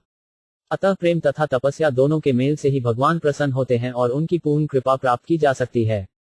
जे निष्पाप का निर्देशन करते हैं और निष्पाप भक्त जीवन की परम सिद्धि प्राप्त करता है। सृजामि तपस्या वेदम ग्रसामि तपसा पुनः विभर्मी तपसा विश्व वीर्य में दुश्चर तप 24 शब्दार्थ।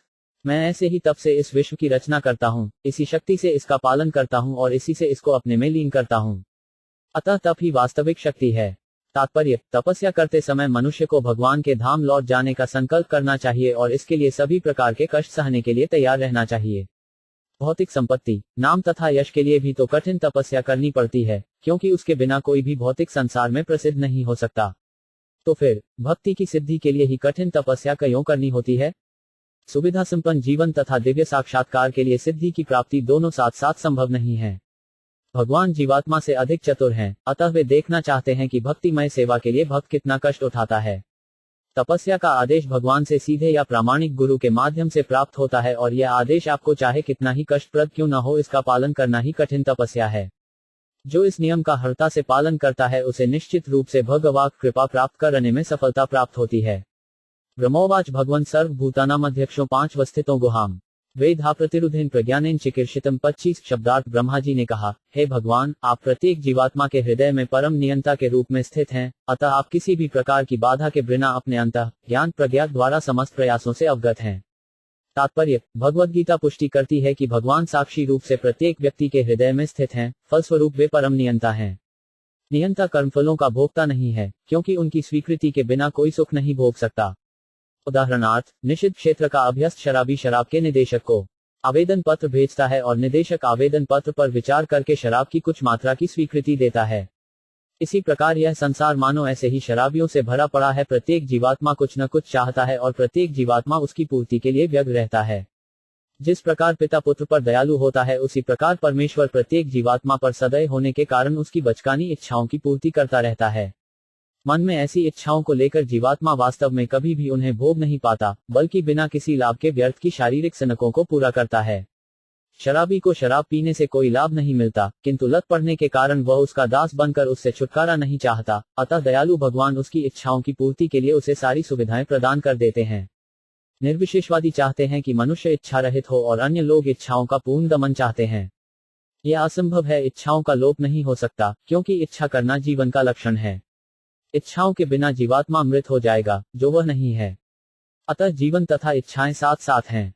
यदि मनुष्य ईश्वर की सेवा करने की इच्छा करता है, तो इच्छाओं की पूर्ति हो जाती है और ईश्वर भी चाहते हैं कि जीवात्मा अपनी निजी इच्छाएं त्याग कर उनकी इच्छाओं के साथ सहयोग करें। यही भगवद्गीता का अंतिम उपदेश है। ब्रह्मा जी ने इस प्रस्ताव को माना और इसलिए शून्य ब्रह्मांड में सृष्टि करने का उन्हें उत्तरदायित्व सौंपा गया। अतः ईश्वर के साथ तादात्म्य का अर्थ है भगवान की इच्छाओं के साथ अपनी इच्छाओं को जोड़ना। इसी से समस्त कामनाओं की सिद्धि होती है। प्रत्येक जीवात्मा के हृदय में स्थित होने के कारण भगवान को हर एक के मन की बात ज्ञात रहती है और कोई भी व्यक्ति अंत स्थित भगवान की जानकारी के बिना कुछ भी नहीं कर सकता। अपनी श्रेष्ठ प्रज्ञा द्वारा भगवान सबको अपनी इच्छा पूर्ति का पूर्ण रूपेण अवसर प्रदान करते हैं और तदनुरूप फल भी भगवान द्वारा ही दिया जाता है। तथापि नाथमानस्य नाथ नाथय नाथितम परावे यथा रूपे जानियाते त्वरूपेण 26 शब्दार्थ। तथापि हे भगवान, मेरी आपसे प्रार्थना है कि मेरी इच्छा पूरी करें। कृपया मुझे बताएं कि दिव्य रूप के होते हुए भी आप संसारी रूप किस प्रकार धारण करते हैं, यद्यपि आपका ऐसा कोई रूप नहीं होता। यथात् माया योगेन नाना शक्तियुपगृहीतम विभ्रदात्मान्मायम्नाथ 27 शब्दार्थ। तथा कृपा करके मुझे यह भी बताएं कि आप अपने से किस प्रकार से विभिन्न संयोगों के द्वारा संहार, उत्पत्ति, स्वीकृति तथा पालन की विविध शक्तियों को प्रकट करते हैं। तात्पर्य, यह सारा संसार भगवान की विभिन्न शक्तियों अंतरंगा, बहिरंगा तथा तत्स्था शक्तियों के प्रसार से साक्षात भगवान है। जिस प्रकार सूर्य का प्रकाश सूर्यलोक की शक्ति का प्राकट्य है, ऐसी शक्ति भगवान से तदाकार है और भिन्न भी है। जिस प्रकार सूर्य प्रकाश सूर्यलोक से अभिन्न होकर भी भिन्न रहता है, ये शक्तियां विविध संयोगों के द्वारा भगवान के संकेत पर कार्य करती हैं और ब्रह्मा, विष्णु तथा शिव जैसे प्रतिनिधिकर्ता भी भगवान के विभिन्न अवतार हैं। दूसरे शब्दों में, भगवान के अतिरिक्त और कुछ भी नहीं है, फिर भी वे ऐसे प्रकट कार्यों से पृथक है। यह किस प्रकार से होता है, इसकी व्याख्या बाद में की जाएगी। क्रीजमोंग सड्डूप ऊर्नाभियथोर्नुते तथा तथ्यशया देही मनीषा मयी माधव 28 शब्दार्थ है। माधव, मुझे उन सब के विषय में दार्शनिक विधि से बताएं। आप मकड़ी के समान खेल करने वाले हैं, जो अपनी ही शक्ति से अपने को ढक लेती है। आपका संकल्प अचूक है। तात्पर्य, भगवान की अकल्पनीय शक्ति से प्रत्येक तत्व में उसकी निजी शक्तियां होती हैं, जिन्हें तत्व शक्ति, ज्ञान शक्ति तथा कार्य कारण की शक्ति कहते हैं। भगवान की ऐसी शक्तियों के संयोग से यथासमय सृष्टि, पालन तथा संहार का प्राकट्य होता है, जिनके विभिन्न कर्ता ब्रह्मा, विष्णु तथा महेश्वर हैं। ब्रह्मा सृष्टि करता है, विष्णु पालन करता है और शिव संहार करता है। किंतु ये सभी कर्ता तथा शक्तियां भगवान के ही प्रतिकप हैं, अतः भगवान के अतिरिक्त अन्य कुछ भी नहीं है, अथवा विभिन्न विविधताओं का एक ही परम स्रोत है। इसका सही उदाहरण मकड़ी तथा मकड़ी का जाला है। यह जाला मकड़ी द्वारा बुना जाता है, उसी के द्वारा उसकी रक्षा की जाती है और जब मकड़ी की इच्छा होती है, तो वह उसे अपने भीतर समेट लेती है। मकड़ी जाले के भीतर ढकी रहती है। यदि एक तुच्छ मकड़ी अपनी इच्छानुसार कार्य करने की इतनी शक्ति रखती है, तो फिर परमात्मा अपनी परम इच्छा से सब प्राकट्य के सूजन, पालन तथा संहार का कार्य क्यों नहीं कर सकते? भगवत कृपा से ही ब्रह्मा जैसा कोई भक्त या उन्हीं के समान शिष्य परंपरा में से कोई अन्य भक्त सर्वशक्तिमान भगवान को समझ सकता है, जो विभिन्न शक्तियों के द्वारा अपनी दिव्य लीलाओं में नित्य लगे रहते हैं। भगवत शिक्षितम करवाणी हातंद्रित नेहमान प्रजा सर्ग बध्ययम यदनुग्रह 29 शब्दार्थ। कृपा करके मुझे बतलाएं जिससे आपकी आज्ञानुसार मैं इस विषय की शिक्षा प्राप्त कर सकें और इस तरह ऐसे कार्यों से आबद्ध हुए बिना जीवात्माओं को यंत्रवत उत्पन्न करने का कार्य करता रहूं। तात्पर्य, ब्रह्मा जी नहीं चाहते कि वे अपने निजी ज्ञान पर आश्रित रहने वाले शुष्क चिंतक बने रहें और भौतिक बंधन में फंसे रहें। हर एक व्यक्ति को यह समझ लेना चाहिए कि समस्त कार्यों के संपादन में वह निमित्त कारण मात्र होता है। बद्धजीव बाह्य शक्ति अर्थात गुणमयी माया के हाथों को कठपुतली बना रहता है और मुक्त होते समय वह सीधे भगवान की इच्छा पर आश्रित रहता है। भगवान की प्रत्यक्ष इच्छा पर आश्रित रहना जीवात्मा की स्वाभाविक स्थिति है, जबकि गुणमयी माया के हाथों की कठपुतली होना भवबंधन है। उस बद्ध अवस्था में जीवात्मा परम सत्य भगवान तथा उनके विविध कार्यकलापों का चिंतन करता है, किंतु अबद्ध मुक्त अवस्था में जीवात्मा को सीधे भगवान सब ज्ञान प्राप्त होता है और ऐसा मुक्त जब वह बिना कल्पना किए, बिना त्रुटि के कार्य करता है।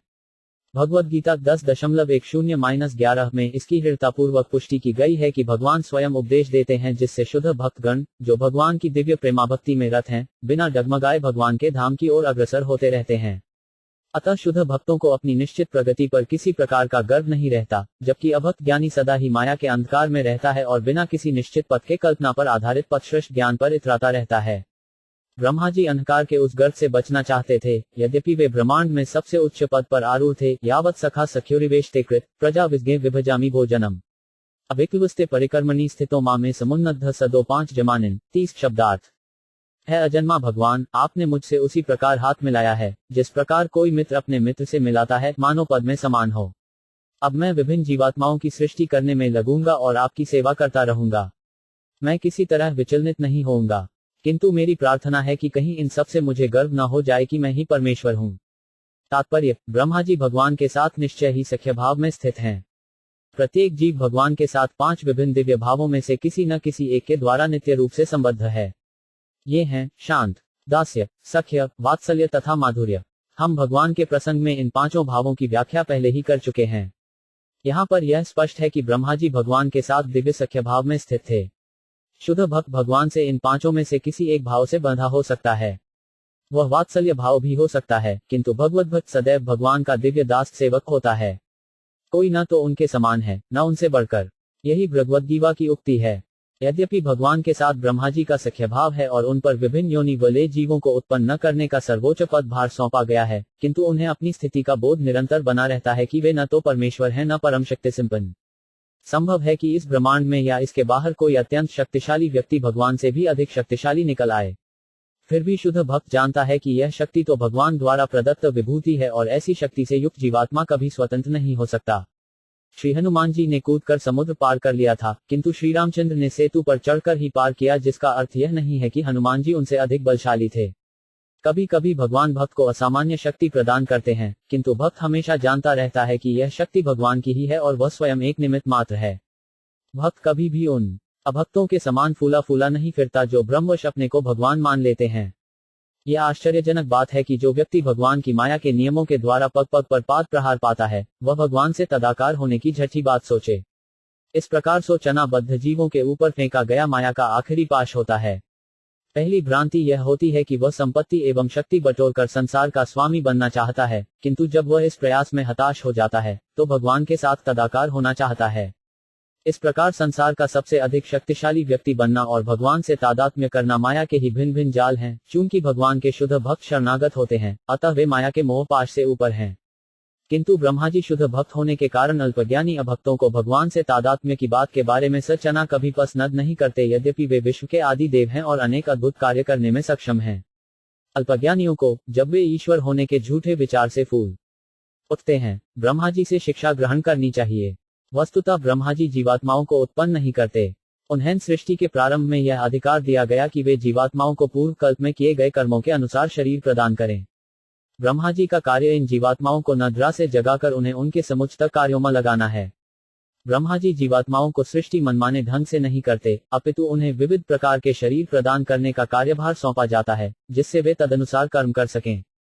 इतने पर भी ब्रह्मा जी को इसका बोध बना रहता है कि वे निमित्त मात्र हैं, जिससे वे अपने को परमेश्वर न मान बैठें। भक्तजन भगवान द्वारा प्रदत्त कार्यों में संलग्न रहते हैं और ऐसे कार्य निर्बाध चलते रहते हैं, क्योंकि भगवान से आदेश जो प्राप्त है। सफलता का श्रेय कर्ता को नहीं बल्कि भगवान को मिलता है। किंतु जो अल्पज्ञ हैं, वे सफलता का कारण अपने को मानते हैं और भगवान को कोई श्रेय नहीं देते। यह अभक्त पुरुषों का लक्षण है। श्री भगवानुवाच ज्ञान न परम गुहा में यद विज्ञान समन्वितम तदृढ़ं च गृहाण गदितम मया 31 शब्दार्थ। श्री भगवान ने कहा, शास्त्रों में वर्णित मुझसे संबंधित ज्ञान अत्यंत गोपनीय है, उसे भक्ति के समन्वय द्वारा प्राप्त किया जा सकता है। इस विधि के लिए आवश्यक सामग्री की व्याख्या मेरे द्वारा की जा चुकी है, तुम इसे ध्यानपूर्वक ग्रहण करो। तात्पर्य, ब्रह्मा जी इस ब्रह्मांड में भगवान के सर्वोच्च भक्त हैं, अतः भगवान ने उनके 4 प्रश्नों का उत्तर 4 महत्वपूर्ण वक्तव्यों के रूप में दिया है, जो चतु श्लोकी मूल भागवत के नाम से ज्ञात हैं। ब्रह्मा जी के प्रश्न इस प्रकार थे: 1 पदार्थ में तथा अध्यात्म में भगवान के कौन कौन से रूप हैं? 2 भगवान की विभिन्न शक्तियां किस प्रकार कार्य करती हैं? 3 भगवान अपनी शक्तियों को किस प्रकार संचालित करते हैं? 4 ब्रह्मा को उन्हें सौंपे गए कार्य के संबंध में किस प्रकार आदेशित किया जाए? इन प्रश्नों का पूर्वाभास इस श्लोक में मिलता है। भगवान ब्रह्मा को सूचित करते हैं कि शास्त्रों में वर्णित भगवान विषयक ज्ञान अत्यंत सूक्ष्म है और जब तक कोई भगवत कृपा से स्वरूप सिद्ध न हो, इसे समझ नहीं सकता। भगवान कहते हैं कि जिस तरह वे व्याख्या करते जाएं, उसे वे उत्तर के रूप में ग्रहण करते जाएं। इसका अर्थ यह हुआ कि परमेश्वर संबंधी दिव्य ज्ञान को तभी प्राप्त किया जा सकता है जब भगवान स्वयं उसे प्रदान करें। बड़े से बड़े संसारी चिंतक भी चिंतन द्वारा परम सत्य भगवान को नहीं समझ पाते। चिंतन से निर्गुण ब्रह्म का साक्षात्कार तो हो सकता है, किंतु वस्तुत पूर्ण दिव्य ज्ञान तो निर्गुण ब्रह्म के ज्ञान के परे है। इसीलिए इसे परम गुह्य ज्ञान कहा गया है। अनेक मुक्त जीवों में से बिरला ही भगवान को जान पाने का अधिकारी होता है। भगवद गीता में भी स्वयं भगवान ने कहा है कि लाखों में से कोई एक मनुष्य सिद्धि प्राप्ति के लिए प्रयत्न करता है और अनेक मुक्त जीवों में से कोई एक ही उन्हें जान पाता है। अतः केवल भक्ति द्वारा ही भगवान को जाना जा सकता है। रहस्यम का अर्थ है भगवत भक्ति। श्री कृष्ण ने अर्जुन को भगवद गीता का उपदेश इसीलिए दिया क्योंकि अर्जुन उनका भक्त तथा मित्र था। ऐसी योग्यता के बिना भगवद गीता के रहस्य को नहीं समझा जा सकता। अतः जब तक कोई भक्त बनकर भक्तिमय सेवा नहीं करने लगता, तब तक वह श्री भगवान को समझ नहीं पाता। यह रहस्य ईश्वर प्रेम है। श्री भगवान को जानने का रहस्य इस योग्यता में निहित है। ईश्वर के दिव्य प्रेम को प्राप्त करने के लिए भक्ति संबंधी विधि विधानों का पालन आवश्यक है। इन विधि विधानों को विधि भक्ति कहा जाता है और नवदीक्षित भक्त अपनी वर्तमान इंद्रियों से इनका पालन कर सकता है। ऐसे विधि विधान मुख्यतः भगवान की महिमा के श्रवण तथा कीर्तन पर आधारित हैं, जिनका पालन भक्तों की संगति द्वारा ही संभव है। फलत भगवान श्री चैतन्य महाप्रभु ने भगवान की भक्ति में पूर्णता पाने के लिए 5 मुख्य नियमों की संस्तुति की है। पहला है भक्तों की संगति श्रवण, दूसरा भगवान की महिमा का कीर्तन, तीसरा है शुद्ध भक्त से श्रीमद् भागवत सुनना, चौथा भगवान से संबंधित किसी पवित्र स्थान में वास करना तथा पांचवा है भक्ति सहित भगवान के श्री विग्रह को पूजना। ऐसे विधि विधान भक्तिमय सेवा के अंग स्वरूप हैं। अतः ब्रह्मा जी की प्रार्थना के अनुसार भगवान इन चारों प्रश्नों तथा इनके अंगभूत प्रश्नों के विषय में अपनी व्याख्या प्रस्तुत करेंगे। यान यथा भावो यद्युप गुण कर्म का तथैव तत्व विज्ञानमस्तु ते मग्नुग्राह 32 शब्दार्थ मेरी अहेतु की कृपा से तुम्हारे अंतःकरण में उदय होने वाले वास्तविक बोध से तुम्हें मेरे विषय में सब कुछ, मेरा वास्तविक शाश्वत रूप तथा मेरा दिव्य अस्तित्व, रंग, गुण तथा कार्य ज्ञात हो सकेगा। तात्पर्य परम सत्य भगवान विषयक ज्ञान की दुरूहता को समझने में सफलता का रहस्य भगवान की अहेतु की कृपा है। भौतिक जगत में भी जिस प्रकार अनेक पुत्रों का पिता अपने किन्हीं लाडले पुत्रों को ही अपने पद का रहस्य बताता है, पुत्रों में से जिसे वह योग्य समझता है उससे ही रहस्योद्घाटन करता है। समाज में महत्वपूर्ण मनुष्य अपनी दयालुता के द्वारा जाना जाता है। इसी प्रकार भगवान को जानने के लिए मनुष्य को उनका अत्यंत लाडला होना चाहिए। भगवान असीम है, कोई भी उन्हें पूरी तरह नहीं जान सकता। केवल भगवान के प्रति प्रेमाभक्ति की उन्नति के सहारे ही भगवान को जानने के लिए प्रिय पात्र बना जा सकता है। यहाँ हम देखते हैं कि भगवान ब्रह्मा जी पर अत्यंत प्रसन्न हैं, अतः वे उन्हें अपनी अहेतु की कृपा प्रदान करते हैं, जिससे वे भगवान का वास्तविक बोध प्राप्त कर सकें। वेदों में भी कहा गया है कि कोई मनुष्य केवल सांसारिक शिक्षा या बौद्धिक अभ्यास से परम सत्य परमेश्वर को नहीं जान सकता। प्रामाणिक गुरु तथा भगवान में अटल विश्वास होने पर ही परम सत्य परमेश्वर को जाना जा सकता है। ऐसा श्रद्धालु व्यक्ति भले ही सांसारिक दृष्टि से अशिक्षित क्यों न हो, भगवत कृपा से भगवान का स्वत जान सकता है।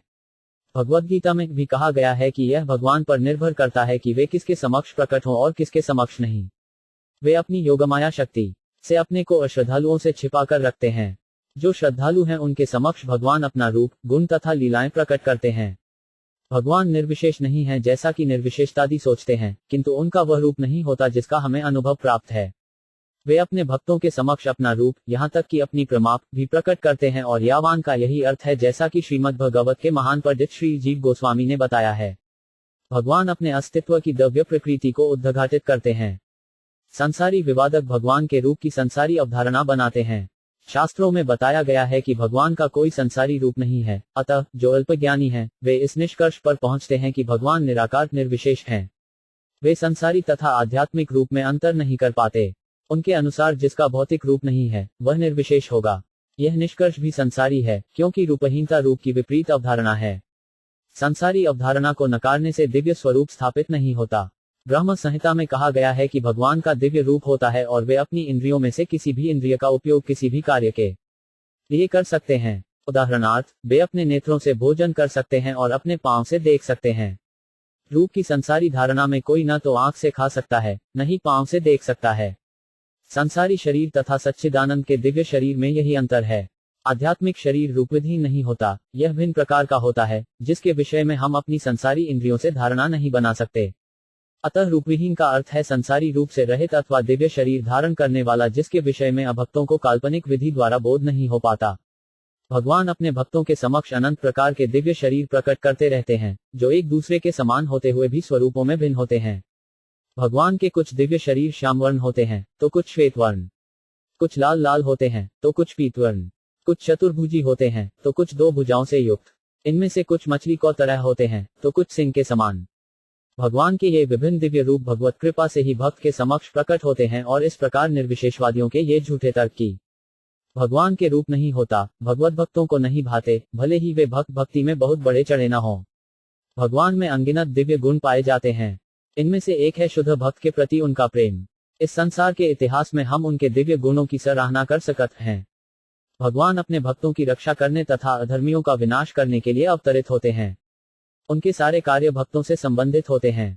श्रीमद् भागवत भक्तों से संबद्ध भगवान के ऐसे अनेक कार्यों से भरा पड़ा है, किंतु अभक्तों को भगवान को इन लीलाओं का कोई ज्ञान भी नहीं होता।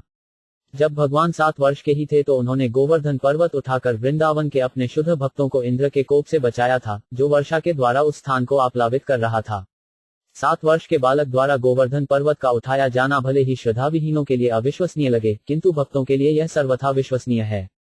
भक्त को भगवान की सर्वशक्तिमता पर विश्वास है, किंतु श्रद्धाविहीन लोग भगवान को सर्वशक्तिमान मानते हुए भी इस पर विश्वास नहीं करते।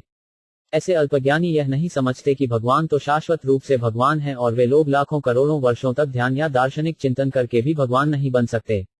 इस श्लोक से संसारी विवादकों की निर्विशेष व्याख्या का खंडन हो जाता है, क्योंकि यहाँ पर स्पष्ट उल्लेख हुआ है कि मनुष्य की ही तरह भगवान के भी गुण, रूप, लीलाएं तथा कार्य होते हैं। भगवान की दिव्य प्रकृति के ये सारे विवरण भगवत भक्तों द्वारा अनुभूत तथ्य हैं।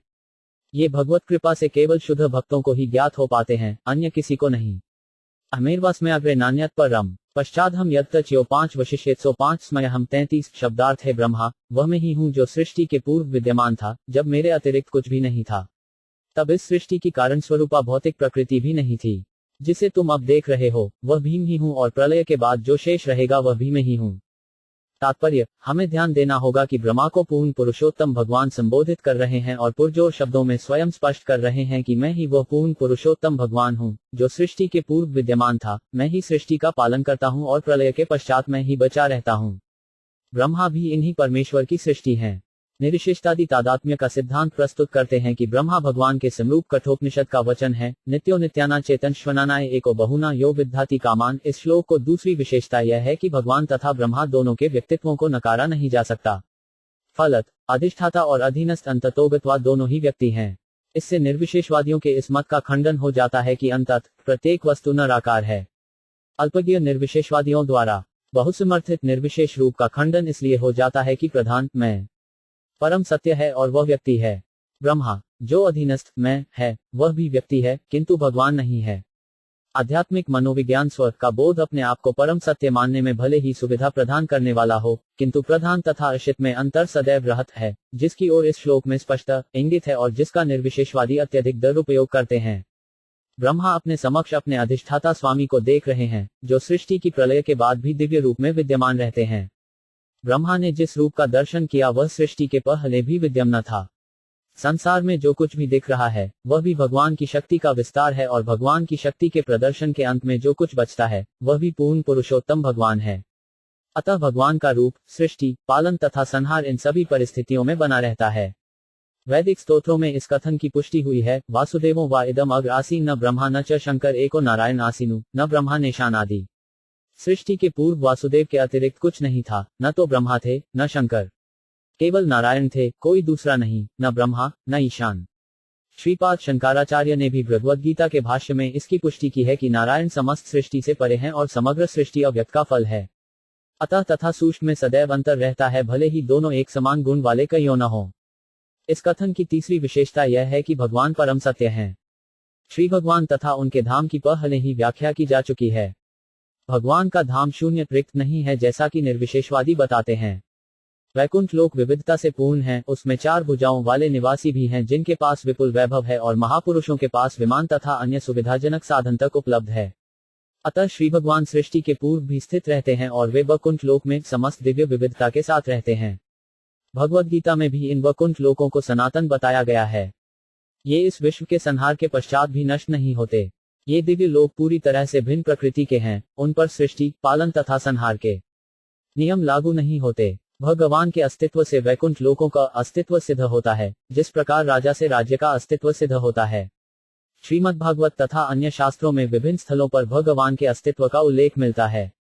उदाहरणार्थ, श्रीमद्भागवत 2.810 में महाराज परीक्षित प्रश्न करते हैं, सचापि यत्र पुरुषों विश्वस्थित्युद्भवाप्ययः मुख्यचात्ममायायायेष शेते सर्वगहमाश, यह जो भगवान सृष्टि, पालन तथा संहार के कारण स्वरूप हैं, जो माया के प्रभाव से सदैव मुक्त रहते हैं और उसके नियंता हैं, वे किस प्रकार प्रत्येक मनुष्य के हृदय में स्थित रहते हैं। इसी प्रकार विदुर का भी प्रश्न है, तत्वाना भगवंस्तेषां कतिधा प्रतिस्क्रम तत्रेम का उपासीरन का उस्विद्नुशेते भागवत 3:7-37। श्रीधर स्वामी ने अपनी टिप्पणियों में इसकी व्याख्या इस प्रकार की है, सृष्टि के प्रलय के समय शेषशायी भगवान की सेवा कौन करता है। इसका अर्थ यह हुआ कि भगवान अपने नाम, यश, गुण तथा सामग्री सहित शाश्वत रूप से विद्यमान है। इसी की पुष्टि स्कंद पुराण के काशी खंड में शोकचरित के प्रसंग में हुई है। न च्यवंते छपि यद्भक्ता महत्या प्रलयपदी अतो 5 च्यवि उखिले लोकैः स एक सर्वगोव्य। यह भगवान की बात तो और यहाँ तक कि भगवान के भक्तों का भी संसार के पूर्ण प्रलय के समय विनष्ट नहीं होता। भगवान परिवर्तन की तीनों अवस्थाओं में सर्वदा विद्यमान रहते हैं। निर्विशेषवादी परमेश्वर पर कर्मरहित होने का आरोप लगाते हैं, किंतु ब्रह्मा तथा पूर्ण पुरुषोत्तम भगवान की इस वार्ता में भगवान को रूप तथा गुण से युक्त होने के साथ ही साथ कर्मों से युक्त बताया गया है। सृष्टि के पालन के समय ब्रह्मा तथा अन्य देवताओं के कार्यों को भी भगवान के कार्य ही समझना होगा। भले ही राजा या राज्य का कार्यकारी अध्यक्ष सरकारी कार्यालयों में दिखाई न दे और वह राजसी विलास में लगा हो, तो भी यह समझा जाता है कि जो कुछ भी हो रहा है वह उसी के निर्देशन तथा आदेश के अनुसार हो रहा है। भगवान कभी भी रूपहीन नहीं होते। भौतिक जगत में वह अल्पज्ञों को भले ही साकार रूप में न दिखे जिससे उसे रूपहीन कह लिया जाए, किंतु वे अपने धाम वैकुंठ लोक में तथा अपने विभिन्न अवतारों में अन्य विभिन्न लोकों में नित्य रूप में सदैव रहते हैं। इस प्रसंग में सूर्य का उदाहरण अत्यंत उपयुक्त होगा। रात्रि के समय भले ही मनुष्यों को अंधेरे में सूर्य न दिखे, किंतु जब सूर्योदय हो जाता है तो वह दिखता है। यदि पृथ्वी के किसी एक भूभाग पर सूर्य दृष्टिगोचर नहीं होता तो इसका अर्थ यह तो नहीं है कि सूर्य का कोई रूप नहीं है। बृहदारण्यक उपनिषद 1.41 में एक मंत्र है, आत्मवेद अग्रासीत पुरुषवेद। इससे पुरुष अवतार के भी पूर्व पूर्ण पुरुषोत्तम भगवान कृष्ण की उपस्थिति सूचित होती है। भगवद गीता 15.18 में कहा गया है कि भगवान श्री कृष्ण पुरुषोत्तम हैं, क्योंकि वे परम पुरुष हैं। पुरुष अक्षर तथा पुरुष क्षर से भी परे हैं। अक्षर पुरुष या महाविष्णु प्रकृति पर दृष्टिपात करते हैं, किंतु पुरुषोत्तम तो उनसे भी पहले से विद्यमान थे। अतः बृहदण्यक उपनिषद से भगवद गीता के इस कथन की पुष्टि होती है कि श्री कृष्ण ही परम पुरुष पुरुषोत्तम हैं। कुछ वेदों में यह भी कहा गया है कि प्रारंभ में केवल निर्गुण ब्रह्म था, किंतु इस श्लोक के अनुसार निर्गुण ब्रह्म को, जो परमेश्वर के रूप की चमचमाती दीप्ति है, कारण स्वरूप कहा जा सकता है, क्योंकि समस्त कारणों के कारण तो पूर्ण पुरुषोत्तम भगवान है। भगवान का निर्गुण रूप भौतिक जगत में इसीलिए विद्यमान है क्योंकि भौतिक नेत्रों या इंद्रियों से भगवान को देखा नहीं जा सकता। भगवान का दर्शन करने की आशा से पूर्व इंद्रियों को आध्यात्मिक दिव्य बनाना होगा, किंतु वे सदैव साकार रूप में रहते हैं और वैकुंठ लोक के वासियों को साक्षात दिखते हैं। अतः वे राज्य के उस कार्यकारी अध्यक्ष की भांति भौतिक दृष्टि से निराकार रहते हैं, जो राजभवन में निराकार नहीं रहता। इसी प्रकार भगवान भी अपने धाम में निराकार नहीं रहते, उनका धाम तो निरस्त कोहिकम है, जैसा कि भागवत के प्रारंभ में ही कहा गया है। अतः जैसा कि शास्त्रों से प्रकट है, भगवान के साकार तथा निराकार दोनों ही रूप ब्रह्म हैं। भगवद गीता 14.27 में भगवान के इस रूप को जोर देकर इस प्रकार वर्णित किया गया है, ब्रह्मणो ही प्रतिशहम। इस प्रकार सभी प्रकार से आध्यात्मिक ज्ञान का गुह्य अंश भगवान का साक्षात्कार है, उनका निराकार ब्रह्म रूप नहीं। अतः मनुष्य का लक्ष्य परम सत्य के इसी साकार रूप का साक्षात्कार है, न कि निराकार रूप का। परम सत्य की विश्व चेतना को समझने हेतु जिज्ञासु के लिए घट के भीतर तथा घट के बाहर आकाश का दृष्टांत उपयोगी हो सकता है, किंतु इसका अर्थ यह कदापि नहीं कि झूठे दावे से भगवान का अंश पर ब्रह्म हो सकता है। इसका अर्थ यही होता है कि बद्ध जीव मायाजाल के अंतिम दांव का शिकार बन चुका है। भगवान की विश्व चेतना के साथ तादात्म्य का दावा करना दैवी माया द्वारा तैयार किया गया अंतिम फंडा होता है। भगवान के निराकार होने पर भी मनुष्य को भौतिक सृष्टि की भांति साकार रूप के साक्षात्कार की आकांक्षा रखनी चाहिए और पश्चात हम यद एतच्यो 5 वशिष्यत सोस्म्य हम का यही भावार्थ है। नारद को उपदेश देते समय ब्रह्मा जी ने भी इस सत्य को स्वीकार किया है। वे भशागवत 2.750 में कहते हैं, सो 5 यम तेव भिहितस्तात भगवान विश्वभावन। पूर्ण पुरुषोत्तम भगवान हरि के अतिरिक्त समस्त कारणों का कारण कोई अन्य नहीं है। अतः हमें इत्यादि श्लोक परमेश्वर के अतिरिक्त और कुछ सूचित नहीं करता। अतः मनुष्य को ब्रह्म संप्रदाय अर्थात ब्रह्मा से नारद, फिर व्यास इत्यादि का अनुसरण करना चाहिए और श्री भगवान हरि या श्री कृष्ण को प्राप्त करना ही जीवन का लक्ष्य बनाना चाहिए। शुद्ध भक्तों को दिया गया यह परमगुह्य उपदेश अर्जुन को तथा सृष्टि के प्रारंभ में ब्रह्मा को भी दिया गया था। निस्संदेह ब्रह्मा, विष्णु, महेश्वर, इंद्र, चंद्र, वरुण इत्यादि देवता विभिन्न कार्यों को संपन्न करने के लिए भगवान के ही विभिन्न रूप हैं। सृष्टि के विभिन्न अवयव, अनेक शक्तियां भी उसी भगवान की हैं, किंतु इन सबों के मूल श्री भगवान श्री कृष्ण हैं। मनुष्य को चाहिए कि शाखाओं तथा पत्तियों से मोहग्रस्त न होकर मूल को ही ग्रहण करे। यही इस श्लोक की शिक्षा है। ऋते 5 अथ यत् प्रतीयेत न प्रतीयेत चात्मनि तत्थिद्यादात्मनो माया यथाभासो यथा तमः। 34 शब्दार्थ। हे ब्रह्मा, जो भी सासयुक्त प्रतीत होता है, यदि वह मुझसे संबंधित नहीं है तो उसमें कोई वास्तविकता नहीं है। इसे मेरी माया जानो, इसे ऐसा प्रतिबिंब मानो जो अंतकों में प्रकट होता है। तात्पर्य, पिछले श्लोक में यह निष्कर्ष प्राप्त हो चुका है कि विश्व संबंधी प्राकट्य की कोई भी अवस्था, इसकी उत्पत्ति, पालन, विकास, विभिन्न शक्तियों की अन्योन्य क्रियाएं, इसका क्षय तथा विलोप सभी भगवान के अस्तित्व से संबद्ध हैं। अतः जब भी भगवान के साथ इस मूल संबंध को किए बिना विस्मृत कर दिया जाता है और वस्तुओं को भगवान से संबद्ध किए बिना सत्य मान लिया जाता है, तो इस धारणा को भगवान को माया का फल समझना चाहिए। चूंकि भगवान के बिना किसी भी वस्तु का अस्तित्व नहीं हो सकता, इसलिए माया भी भगवान की एक शक्ति है। प्रत्येक वस्तु को भगवान से संबंधित करने का समुचित निष्कर्ष योग माया कहलाता है और भगवान से विलग करने की भ्रांत धारणा विच्छेद भगवान की दैवी माया या महामाया कहलाती है। दोनों प्रकार की माया का भगवान से संबंध रहता है, क्योंकि उनके संबंध के बिना किसी वस्तु का अस्तित्व नहीं रह सकता। इस प्रकार भगवान से संबंध विच्छेद की भ्रांत धारणा असत्य नहीं वरन भ्रमपूर्ण है। किसी एक वस्तु को दूसरी वस्तु समझना भ्रम कहलाता है। उदाहरणार्थ, रस्सी को सांप मान लेना भ्रम है, किंतु रस्सी असत्य मृषक नहीं है। रस्सी भ्रमग्रस्त व्यक्ति के समक्ष होने से असत्य नहीं है। हाँ, इसको सर्प मान लेना भ्रमपूर्ण है। अतः भौतिक अस्तित्व के विषय में भ्रांत धारणा भगवान की शक्ति से त्यक्त हो चुकने पर भ्रम है, किंतु असत्य नहीं है। यह भ्रांत धारणा ही अविद्या के अंधकार में सत्य का प्रतिबिंब छाया कहलाती है। कोई भी वस्तु जो मेरी शक्ति से उत्पन्न नहीं लगती है, वह माया है। जब आत्मा को रूपविहीन मानना या परमेश्वर के निराकार होने की धारणा भी भ्रम है। भगवद गीता 2.12 में भगवान ने युद्ध भूमि में स्थित होकर कहा है कि अर्जुन के समक्ष खड़े योद्धा तथा भगवान स्वयं इसके पूर्व भी विद्यमान थे। वे कुरुक्षेत्र के युद्धस्थल में भी विद्यमान हैं और भविष्य में भी वर्तमान देह के विनष्ट हो जाने पर और भवबंधन से छुटकारा पा लेने पर भी इसी रूप में विद्यमान रहेंगे। समस्त अवस्थाओं में भगवान तथा जब आत्माएं अपना अस्तित्व बनाए रखती हैं और इन दोनों के साकार रूप कभी नष्ट नहीं होते। केवल माया का प्रभाव, जो अंधकार में प्रकाश के प्रतिबिंब स्वरूप है, भगवत कृपा से दूर हो सकता है। भौतिक जगत में सूर्य का प्रकाश भी स्वतंत्र नहीं है, न ही चंद्रमा का प्रकाश। प्रकाश का असली स्रोत तो ब्रह्मज्योति है, जो भगवान के दिव्य शरीर से प्रकाश को उद्भूत करती है और यही प्रकाश अनेक प्रकार के प्रकाशों में प्रतिबिंबित होता है, यथा सूर्य प्रकाश, चंद्रमा का प्रकाश, अग्नि का प्रकाश, बिजली का प्रकाश। अतः परमात्मा से असंबद्ध होकर आत्मा की सत्ता भी भ्रम है और मैं परम हूँ, यह झूठा दावा उसी माया का अर्थात भगवान की बहिरंगा शक्ति का अंतिम पाश होता है। वेदांत सूत्र प्रारंभ में ही पुष्टि करता है कि प्रत्येक वस्तु परमेश्वर से उत्पन्न है, अतः समस्त जीवात्माएं परम पुरुष भगवान की शक्ति से उत्पन्न है, जैसा कि पिछले श्लोक में कहा गया है। ब्रह्मा स्वयं भगवान की शक्ति से उत्पन्न है और अन्य समस्त जीवात्माएं भी ब्रह्मा के माध्यम से भगवान की ही शक्ति से उत्पन्न है। भगवान से संबंधित हुए बिना किसी का कोई अस्तित्व नहीं होता। प्रत्येक जीवात्मा की स्वतंत्रता वास्तविक स्वतंत्रता नहीं है, अपितु यह परम पुरुष भगवान में निहित वास्तविक स्वतंत्रता का प्रतिबिंब मात्र होती है। बद्ध जीवों द्वारा परम स्वतंत्रता का झूठा दावा भ्रम ही है। इस निष्कर्ष को इस श्लोक में स्वीकारा गया है। अल्पज्ञानी पुरुष भ्रमग्रस्त हो जाते हैं, इसीलिए तथाकथित विज्ञानी, शरीर विज्ञानी, चिंतक इत्यादि सूर्य, चंद्र, बिजली इत्यादि के आभायुक्त प्रतिबिंब से चकाचौंध होते रहते हैं और प्रत्येक भौतिक वस्तु की उत्पत्ति, पालन तथा संहार के विषय में नाना प्रकार के सिद्धांत तथा कल्पनाएं प्रस्तुत करके कोई चिका तसक भगवान के अस्तित्व को नकारते रहते हैं। कोई तसक मानव के शरीर के भीतर आत्मा के अस्तित्व को नकार सकता है, किंतु मृत शरीर में वह प्राण नहीं फूंक सकता, यद्यपि मृत्यु के बाद भी शरीर का सारा तंत्र जैसे का तैसा बना रहता है।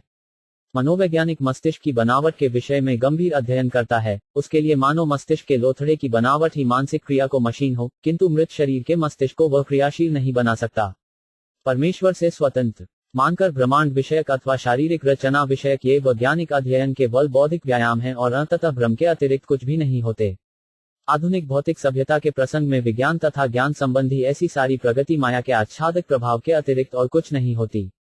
माया की दो अवस्थाएं होती हैं, आच्छादक प्रभाव तथा क्षेपक प्रभाव। क्षेपक प्रभाव के कारण माया जीवों को अविद्या के अंधकार में गिरा देती है और आच्छादक प्रभाव से वह अज्ञानियों की आंखें ढक देती है, जिससे वह परम पुरुष के अस्तित्व के विषय में, जिसने सर्वोपरि जीवात्मा ब्रह्मा को प्रकाश दिया, अज्ञानी बना रहता है। यहाँ पर परमेश्वर के साथ ब्रह्मा के तादात्म्य का दावा नहीं किया गया है, अतः अल्पज्ञानियों द्वारा ऐसा मूर्खतापूर्ण दावा भगवान की माया का दूसरा प्रदर्शन है। भगवान ने भगवद्गीता 16:18-20 में कहा है, ईश्वर के अस्तित्व को न मानने वाले आसुरी लोगों को अविद्या के अंधकार में बार बार डाला जाता है, जिससे वे पूर्ण पुरुषोत्तम भगवान को जाने बिना जन्म जन्मांतर देहांतर करते रहते हैं।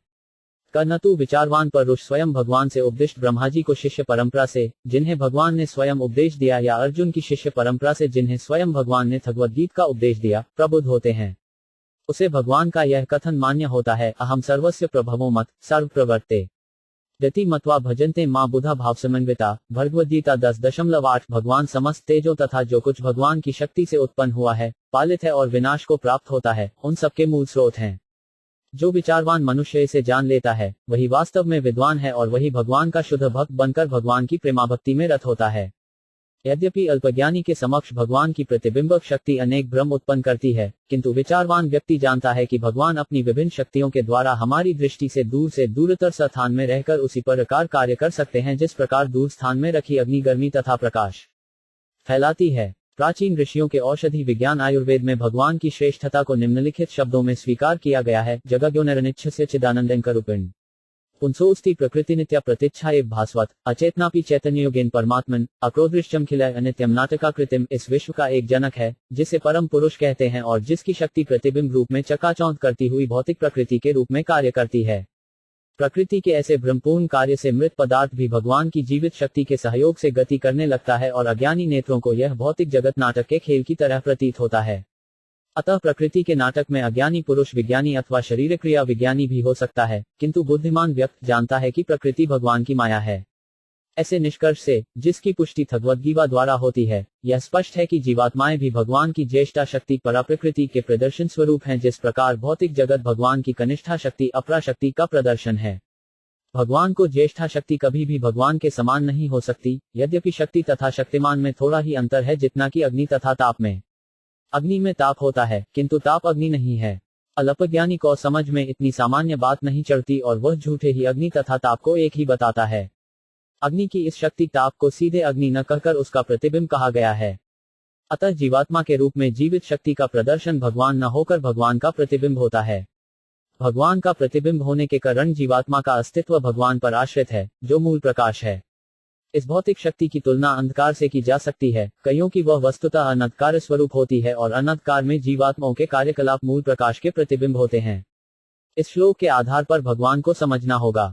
भगवान की दोनों शक्तियों की अपरिश्रितता को माया या भ्रम कहा गया है। केवल प्रकाश के प्रतिबिंब से अविद्याजन्य अंधकार को दूर करना मुश्किल है। इसी प्रकार सामान्य पुरुष के प्रतिबिंबित प्रकाश से इस भौतिक संसार से बाहर निकल पाना कठिन है, जब तक मूल प्रकाश से प्रकाश प्राप्त न हो ले। अंधकार में सूर्य का प्रतिबिंब अंधकार को दूर करने में असमर्थ रहता है, किंतु प्रतिबिंब से बाहर सूर्य का प्रकाश अंधकार को दूर कर देता है। यदि कमरे में अंधकार हो तो कोई भी वस्तु नहीं दिखती। इसीलिए अंधकार में मनुष्य को सांपों तथा बिच्छुओं से भय लगता है, भले ही वे वहां पर न हो। किंतु प्रकाश में कमरे की सारी वस्तुएं स्पष्ट दिखती हैं और सांप बिच्छुओं का भय भी तुरंत जाता रहता है। अतः मनुष्य को भगवान के प्रकाश की जैसे भगवद्गीता या श्रीमद् भागवत की शरण ग्रहण करनी चाहिए, किंतु ऐसे प्रतिबिंब रूपी पुरुषों की नहीं जो भगवान के संपर्क में नहीं रहते। किसी भी मनुष्य को भगवद्गीता या श्रीमद् भागवत का श्रवण ऐसे पुरुष से नहीं कराना चाहिए जो भगवान के अस्तित्व पर विश्वास नहीं रखता, आस्तिक नहीं है। ऐसे व्यक्ति का विनाश होना ही है और जो ऐसे पुरुष की संगति करता है उसका भी विनाश होता है। पद्म पुराण के अनुसार भौतिक ब्रह्मांड अनंत है और वे सारे के सारे अंधकार से पूर्ण हैं। सभी जीव ब्रह्मा अनंत ब्रह्मांडों में असंख्य ब्रह्मा हैं, से लेकर नगण्य चींटियों तक अंधकार में ही उत्पन्न होते हैं और इसके लिए कि वे भगवान को प्रत्यक्ष देख सकें, भगवान से प्रकाश प्राप्त करने की आवश्यकता होती है, जिस प्रकार सूर्य को सूर्य के सीधे प्रकाश द्वारा ही देख पाना संभव है। किसी भी दीपक या मनुष्य निर्मित टार्च के प्रकाश से सूर्य को नहीं देखा जा सकता, भले ही वह कितना भी शक्तिशाली हो। सूर्य अपने को स्वयं प्रकाशित करता है, अतः भगवान की विभिन्न शक्तियों के कर्म को अथवा भगवान को अहेतुकी कपा द्वारा प्रकट किए गए प्रकाश से ही अनुभव किया जा सकता है। निर्विशेषतादियों का कहना है कि ईश्वर देखा नहीं जा सकता। ईश्वर को तो ईश्वर के प्रकाश से ही देखा जा सकता है, मानवीय चिंतन द्वारा नहीं। यहाँ इस प्रकाश को विशेष रूप से विद्यात कहा गया है, जो ब्रह्मा के लिए भगवान का आदेश है। भगवान का यह प्रत्यक्ष आदेश उनकी अंतरंगा शक्ति का प्राकट्य है और इसी शक्ति विशेष द्वारा भगवान का प्रत्यक्ष दर्शन किया जा सकता है। ऐसा नहीं है कि केवल ब्रह्मा को ही ऐसा अवसर प्राप्त हो, अपितु जिस किसी पर भगवान की कृपा होती है वह अंतरंगा शक्ति के द्वारा कल्पना के बिना ही श्री भगवान का साक्षात्कार कर सकता है। यथा महांति भूतानि भूतेष्वचावचेष्वनु प्रविष्टान्य प्रविष्टानि तथा तेषु न तेष्वहम 35 शब्दार्थ है ब्रह्मा, तुम यह जान लो कि ब्रह्मांड के सारे तत्व विश्व में प्रवेश करते हुए भी प्रवेश नहीं करते हैं। उसी प्रकार मैं उत्पन्न की गई प्रत्येक वस्तु में स्थित रहते हुए भी साथ ही साथ प्रत्येक वस्तु से पृथक रहता हूँ। तात्पर्य, भौतिक सृष्टि के महान तत्व अर्थात शक्ति, जल, पावक, समीर तथा गगन समस्त प्रकट वस्तुओं, चाहे समुद्र हो या पर्वत अथवा जलचर, पौधे, सरीसृप, पक्षी, पशु, मनुष्य, देवता अथवा जिनका भी अस्तित्व है, उनके शरीर में प्रवेश करते हैं, किंतु साथ ही साथ वे उनसे पृथक भी स्थित रहते हैं। चेतना के विकसित होने पर मनुष्य शरीर क्रिया तथा भौतिक विज्ञान का अध्ययन कर सकता है, किंतु ऐसे विज्ञानों के मूल सिद्धांत भौतिक तत्वों के अतिरिक्त कुछ भी नहीं है। चाहे मनुष्य का शरीर हो या पर्वत हो, चाहे ब्रह्मा समेत देवताओं का शरीर हो, वे सभी एक से तत्वों क्षिति, जल इत्यादि से बने और उसी के साथ ही ये तत्व शरीर से बाहर भी हैं। पहले तत्वों की उत्पत्ति हुई, अतः वे शरीर में बाद में प्रविष्ट हुए, किंतु दोनों ही दशाओं में वे विश्व में प्रविष्ट हुए और नहीं भी प्रविष्ट हुए। इसी प्रकार परमेश्वर अपनी विभिन्न शक्तियों, अंतरंगा तथा बहिरंगा सहित इस ब्रह्मांड को प्रत्येक वस्तु के भीतर स्थित हैं और उसी के साथ साथ वे प्रत्येक वस्तु को बाहर वैकुंठ लोक में स्थित रहते हैं, जैसा कि पहले कहा जा चुका है। ब्रह्म संहिता 5.37 में इसका वर्णन अति सुंदर ढंग से इस प्रकार मिलता है। आनंद तिन्मयस प्रतिथविताधिय वाभिर एव निगृपतया कलाभि गोलोक एव निवसत्यखिलात्मा भूतों गोविंदमादिशुरुषल तमहा भजामी। मैं उन आदि श्री भगवान गोविंद की पूजा करता हूँ जो अपनी सच्चिदानंद रूप अंतरंगा शक्ति के विस्तार से स्व तथा अंशों का सुख उठाते हैं और साथ ही वे सृष्टि के कण कण में भी व्याप्त रहते हैं। उसी ब्रह्म संहिता 5.35 में उनके अंशों के इस विस्तार का और भी ठीक तरह से वर्णन हुआ है। यथा एको 5 प्यसों रचयतु जगदंत कोटि यच्छक्तिस्ति जगदंचया यदंत अंडांतरस्थ परमाणुच्छत्रस्थ गोविंदमादिरुषल तमहा भजामी। मैं उन आदि श्री भगवान गोविंद की पूजा करता हूँ जो अपने एक अंश के द्वारा प्रत्येक ब्रह्मांड तथा प्रत्येक परमाणु में प्रविष्ट होते हैं और इस प्रकार समग्र सृष्टि भर में अपनी अनंत शक्ति का असीम प्राकट्य करते हैं। निर्विशेषवादी कल्पना कर सकते हैं और चाहें तो देख सकते हैं कि परब्रह्म सर्वव्यापी हैं। इस प्रकार वे इस निष्कर्ष पर पहुंच जाते हैं कि उनके साकार होने की कोई संभावना नहीं है। यही भगवान के दिव्य ज्ञान का रहस्य है। यह रहस्य भगवान का दिव्य प्रेम है और जो भी भगवान के ऐसे दिव्य प्रेम से पूरित होता है वही प्रत्येक परमाणु तथा जड़ एवं चेतन पदार्थ में भगवान के दर्शन कर सकता है। साथ ही वह भगवान को उनके धाम गोलोक में अपने नित्य पार्षदों के साथ, जो उनके ही विस्तार हैं, नित्य लीला करते देख सकता है। यही दृष्टि आध्यात्मिक ज्ञान का वास्तविक रहस्य है। जैसा कि भगवान ने प्रारंभ में कहा है, स रहस्य तद्गणना, यह रहस्य परमेश्वर के ज्ञान का परम गुह्य भाग है और इसे चिंतक बौद्धिक व्यायाम द्वारा कभी भी प्राप्त नहीं कर सकते। यह रहस्य ब्रह्म संहिता 5.38 में ब्रह्मा जी द्वारा बताई निम्नलिखित विधि से प्रकाश में आता है। शक्ति 3 लो 20 चनन प्रेमांजन श्रुत भक्ति विलोचनेन संत सदैव हृदयेषु विलोक्यन्ति ये श्याम सुंदरम सच्चिय गुण स्वरूप गोविंदमादि पुरुषल तमह भजामी। मैं उन आदि श्री भगवान गोविंद की पूजा करता हूँ जिनका दर्शन शुद्ध भक्त अपनी आंखों में भगवत प्रेम रूपी अज्ञान लगाकर सदैव अपने हृदयों के भीतर करते हैं। यह गोविंद समस्त दिव्य गुणों से पूर्ण श्याम सुंदर स्वरूप हैं। अतः पूर्ण पुरुषोत्तम भगवान प्रत्येक परमाणु में स्थित होकर भी शुष्क चिंतकों के लिए अदृश्य बने रहते हैं, तो भी शुद्ध भक्तों के नेत्रों के समक्ष सारा रहस्य खुल जाता है, क्योंकि उनमें प्रेमांजन जो लगा रहता है। यह भगवत प्रेम भगवान की प्रेमाभक्ति की साधना से ही प्राप्त हो सकता है और किसी तरह नहीं। भक्त की दृष्टि सामान्य नहीं होती, वह भक्तिमय सेवा के द्वारा परिष्कृत हो जाती है। दूसरे शब्दों में, जिस प्रकार ब्रह्मांड के सारे तत्व बाहर तथा भीतर हैं, उसी तरह भगवान के नाम, रूप, गुण, लीलाएं, पार्षद आदि जिस तरह उनका शास्त्रों में वर्णन है या भौतिक संसार से परे वे वैकुंठ लोक में दिखते हैं, ये सभी भक्त के हृदय में उसी प्रकार दिखते हैं जैसे टेलीविजन में वस्तुएं दिखती हैं। अल्पज्ञानी पुरुष इसे नहीं समझ पाता, यद्यपि वह भौतिक विज्ञान के अंतर्गत टेलीविजन द्वारा दूर दूर को वस्तुएं देख सकता है। वस्तुतः आध्यात्मिक दृष्टि से उन्नत हुआ व्यक्ति अपने हृदय में भगवान के धाम का टेलीविजन प्रतिबिंब सदैव प्राप्त कर सकता है। भगवान ज्ञान का यही रहस्य है। भगवान प्रत्येक प्राणी को इस संसार के बंधन से मुक्ति दिला सकते हैं, किंतु विरले ही वे भगवत प्रेम का अधिकार प्रदान करते हैं। जिसकी की पुष्टि नारद ने भी की है। मुक्ति दधाति कार्तिचित्स पर न भक्तियो गए। भगवान की यह दिव्य भक्ति इतनी अद्भुत है कि सुपात्र भक्त परम सत्य से ध्यान हटाए बिना मनोनुकूल शारीरिक कार्य में तल्लीन रहता है। इस प्रकार भक्त के हृदय में भगवत प्रेम का उदय एक महान रहस्य है। ब्रह्मा जी पहले ही नारद से कह चुके हैं कि भगवान की दिव्य भक्ति में लीन रहने के कारण उनको इच्छाएं कभी भी अतृप्त नहीं रहती, नहीं उनके मन में भक्ति के अतिरिक्त अन्य कोई इच्छा रहती है। भक्ति योग को यही सुंदरता है तथा यही रहस्य है। जिस प्रकार अच्युत होने के कारण उनकी इच्छा अचूक है, उसी प्रकार दिव्य भक्ति में लगे भक्तों की इच्छाएं भी अच्युत हैं। किंतु जिसे भक्ति के रहस्य का ज्ञान नहीं, ऐसे अज्ञानी के लिए यह समझ पाना कठिन है, जिस प्रकार की पारस पत्थर की शक्ति को समझ पाना। पारस पत्थर अत्यंत विरल है, उसी प्रकार भगवान का शुद्ध भक्त भी लाखों मुक्त पुरुषों में विरल ही पाया जाता है। कोटिश्वपी महामुने, ज्ञान के द्वारा जितनी भी सिद्धियां प्राप्त की जा सकती हैं, उनमें से भक्ति में योग सिद्धि सर्वोच्च और सर्वाधिक गुह्य सिद्धि है, यहाँ तक कि योगाध्यास से प्राप्त होने वाली अष्ट सिद्धियों में से भी अधिक गुप्त। अतः भगवान ने भगवद गीता 18.64 में अर्जुन को इस भक्ति योग का उपदेश दिया है। सर्वगहितमं भूयः शृणु में परम उचच, भगवद गीता में सब गोपनीयों में भी गोपनीय मेरे परम सार वचन को फिर से सुन। इसी वचन की पुष्टि ब्रह्मा जी द्वारा नारद को कहे गए शब्दों से होती है। इद भागवत नाम यन में भगवतोदितम संग्रहों वे विभूतिना त्वमेद विपुलीकुरु। ब्रह्मा जी ने नारद से कहा, मैंने भागवत के विषय में तुमसे जो कुछ कहा है वही मुझसे पूर्ण पुरुषोत्तम भगवान ने कहा था, और मैं तुम्हें परामर्श दे रहा हूँ जिससे तुम इन कथाओं का उत्तम ढंग से विस्तार कर दो, जिससे लोग भगवान की दिव्य प्रेमाक्ति से गुह्य भक्तियों को सरलता से समझ सकें। यहाँ यह भी ध्यान देने की बात है कि ब्रह्मा को भक्तियोग का रहस्य भगवान ने स्वयं बतलाया था। ब्रह्मा ने उस रहस्य को नारद को, नारद ने उसे व्यास को, और व्यास ने शुकदेव गोस्वामी को समझाया, और यही ज्ञान शुद्ध शिष्य परंपरा से अब तक चला आ रहा है। यदि कोई इतना भाग्यशाली हो कि उसे शिष्य परंपरा का यह ज्ञान प्राप्त हो सके, तो वह भगवान के रहस्य तथा उनके शब्द अवतार श्रीमद् भागवत के रहस्य को समझ सकता है। अतावदेव जिज्ञास्यम तत्व जिज्ञासुनात्मन अन्वे व्यतिरिकाभ्यां यत् स्यात् सर्वत्र सवंडा 36 शब्दार्थ। जो व्यक्ति परम सत्य रूप श्री भगवान की खोज में लगा हो, उसे चाहिए कि वह समस्त परिस्थितियों में सर्वत्र और सर्वदा प्रत्यक्ष तथा अप्रत्यक्ष दोनों ही प्रकार से इसकी खोज करे। तात्पर्य, जैसा पिछले श्लोक में कहा गया है, भक्तियोग के रहस्य को जान लेना ही जिज्ञासु के लिए समस्त जिज्ञासाओं को परम अवस्था या उनका परम लक्ष्य है। प्रत्येक व्यक्ति भिन्न भिन्न ढंग से आत्म साक्षात्कार की खोज में लगा हुआ है, चाहे वह कर्म योग से हो, ज्ञान योग से हो, या कि ध्यान योग या राजयोग से हो, अथवा भक्ति योग से हो।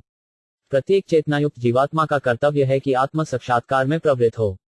जो चेतना में उन्नत है, वह निश्चय ही आत्मा के विषय में, विश्व के विषय में तथा जीवन के समस्त क्षेत्रों के विषय में, यथा सामाजिक, राजनीतिक, आर्थिक, सांस्कृतिक, धार्मिक, आचार संबंधी विषयों तथा उनकी विविध शाखाओं के विषय में जिज्ञासा करता है। किंतु यहाँ पर तो ऐसी समस्त जिज्ञासाओं के लक्ष्य को बताया गया है। वेदांत सूत्र दर्शन जीवन विषयक इसी जिज्ञासा से प्रारंभ होता है, और थरागवत ऐसी समस्त जिज्ञासाओं का इस बिंदु तक अथवा समस्त जिज्ञासाओं के रहस्य का उत्तर देता है।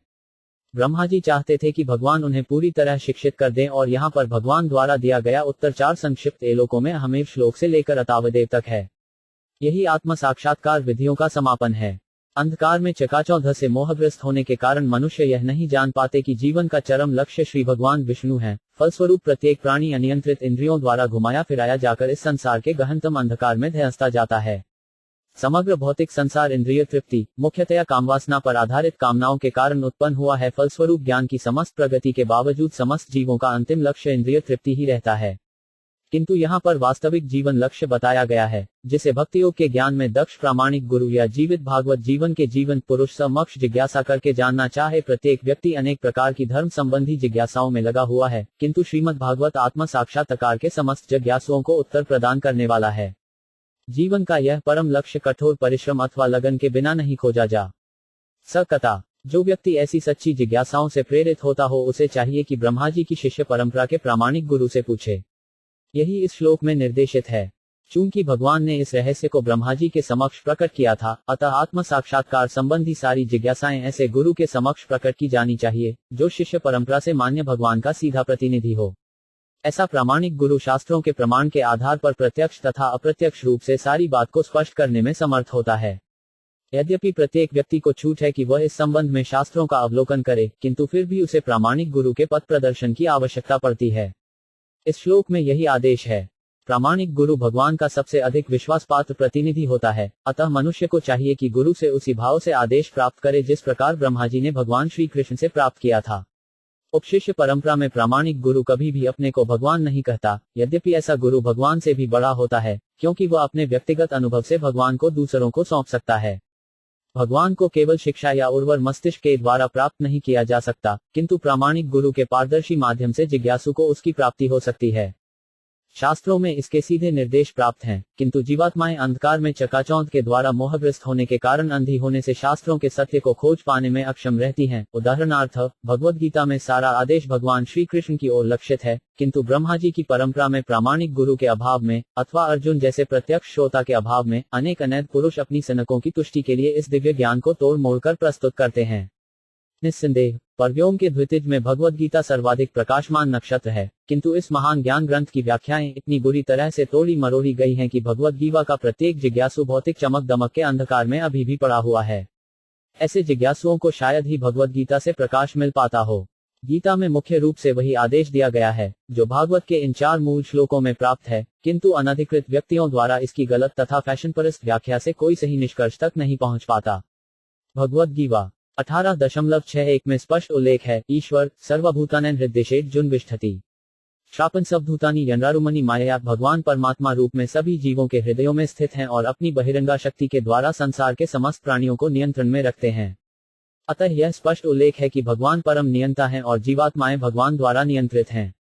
उसी भगवद गीता 18.65 में भगवान आदेश देते हैं, फकीक मनना भवगत मध्याजी माँ मामेवैश्यसी सत्यते प्रतिजाने प्रियोसी में। इससे स्पष्ट है कि भगवान का आदेश है कि मनुष्य को भगवतोमुखी, भगवान का भक्त, उन्हीं का उपासक होना चाहिए और भगवान श्री कृष्ण को ही नमस्कार करना चाहिए। ऐसा करने से भक्त निस्संदेह भगवान के धाम को प्राप्त होगा। अप्रत्यक्ष रूप से यह कहा जाता है कि मानव समाज की संपूर्ण वैदिक संरचना इस प्रकार बनी हुई है कि प्रत्येक व्यक्ति भगवान के पूरे शरीर के अंग प्रत्यंग के रूप में कार्य करता है। ज्ञानी पुरुष अर्थात ब्राह्मण भगवान के मुख पर स्थित हैं, शासक वर्ग अर्थात क्षत्रिय उनको बाहुओं पर, व्यापारी वर्ग अर्थात वैश्य भगवान के कटी भाग पर तथा श्रमिक वर्ग या शूद्र भगवान के पांवों पर स्थित हैं। अतः संपूर्ण सामाजिक ढांचा भगवान का शरीर है और शरीर के विविध भाग यथा ब्राह्मण, क्षत्रिय, वैश्य तथा शूद्र सभी मिलकर भगवान के पूरे शरीर की सेवा करने के निमित्त हैं, अन्यथा ये भाग एकता की परम चेतना में समन्वित किए जाने के योग्य नहीं रह जाते। श्री भगवान से संबद्ध सभी की समन्वित सेवा से विश्व चेतना प्राप्त की जा सकती है। अतः बड़े से बड़े वैज्ञानिक, महान दार्शनिक, चिंतक, राजनीतिज्ञ, उद्योगपति, समाज सुधारक इत्यादि तक भी इस संसार के अशांत समाज को कोई राहत नहीं दिला सकते, क्योंकि वे भागवत के इस श्लोक में वर्णित सफलता के रहस्य अर्थात भक्ति योग के रहस्य को नहीं जानते।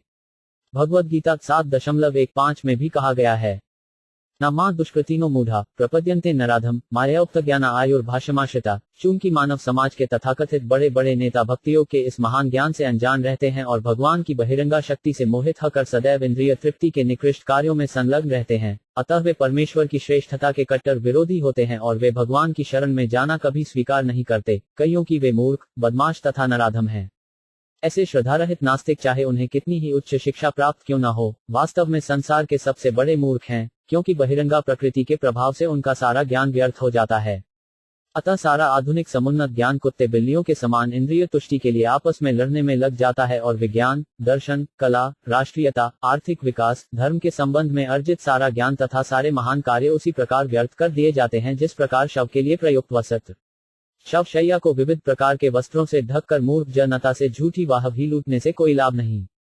अतः श्रीमद्भागवत बार कहता है कि भक्ति योग का पद प्राप्त किए बिना मानव समाज के सारे कार्यकलाप निष्फल होते हैं। कहा गया है, पराभवस्तावत बोधजातो यावन जिज्ञासत आत्मतत्वम याप्रियास्तावदिदम यनो वे कर्मात्मिक यन शरीर बंध थायवत 5.50। जब तक मनुष्य आत्म साक्षात्कार की जिज्ञासा की उपेक्षा करता है तब तक बड़े से बड़े भौतिक कार्यकलाप पराजय स्वरूप होते हैं, क्योंकि मानव जीवन का उद्देश्य ऐसे अवांछित तथा व्यर्थ के कार्यों से पूर्ण नहीं होता।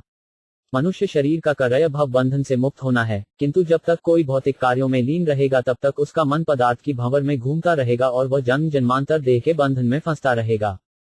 एवं मन कर्मवर्ष प्रयुरे अविद्यात्मन्युपध्यमाने प्रीतिन यावन पयी वासुदेवे न मुच्यते देहयोगेन तावत उत्थायवत 5.56। मन के ही कारण विविध देह धारण करके सभी प्रकार की भौतिक यातनाएं भोगनी होती हैं।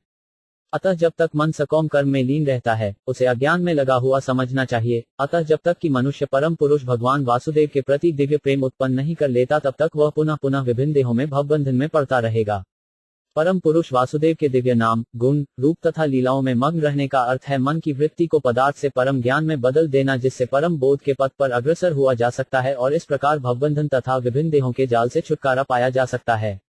अतः श्री जीव गोस्वामी प्रभुपाद सर्वत्र सर्वदा शब्दों की टीका इस अर्थ में करते हैं कि भक्तियोग के नियम सभी परिस्थितियों के लिए उपयुक्त हैं, अर्थात भक्तियोग समस्त शास्त्रों में संस्तुत है, यह समस्त अधिकारियों द्वारा प्रयुक्त है, यह सभी स्थानों पर महत्व रखता है, यह समस्त कार्य कारणों में उपयोगी है इत्यादि।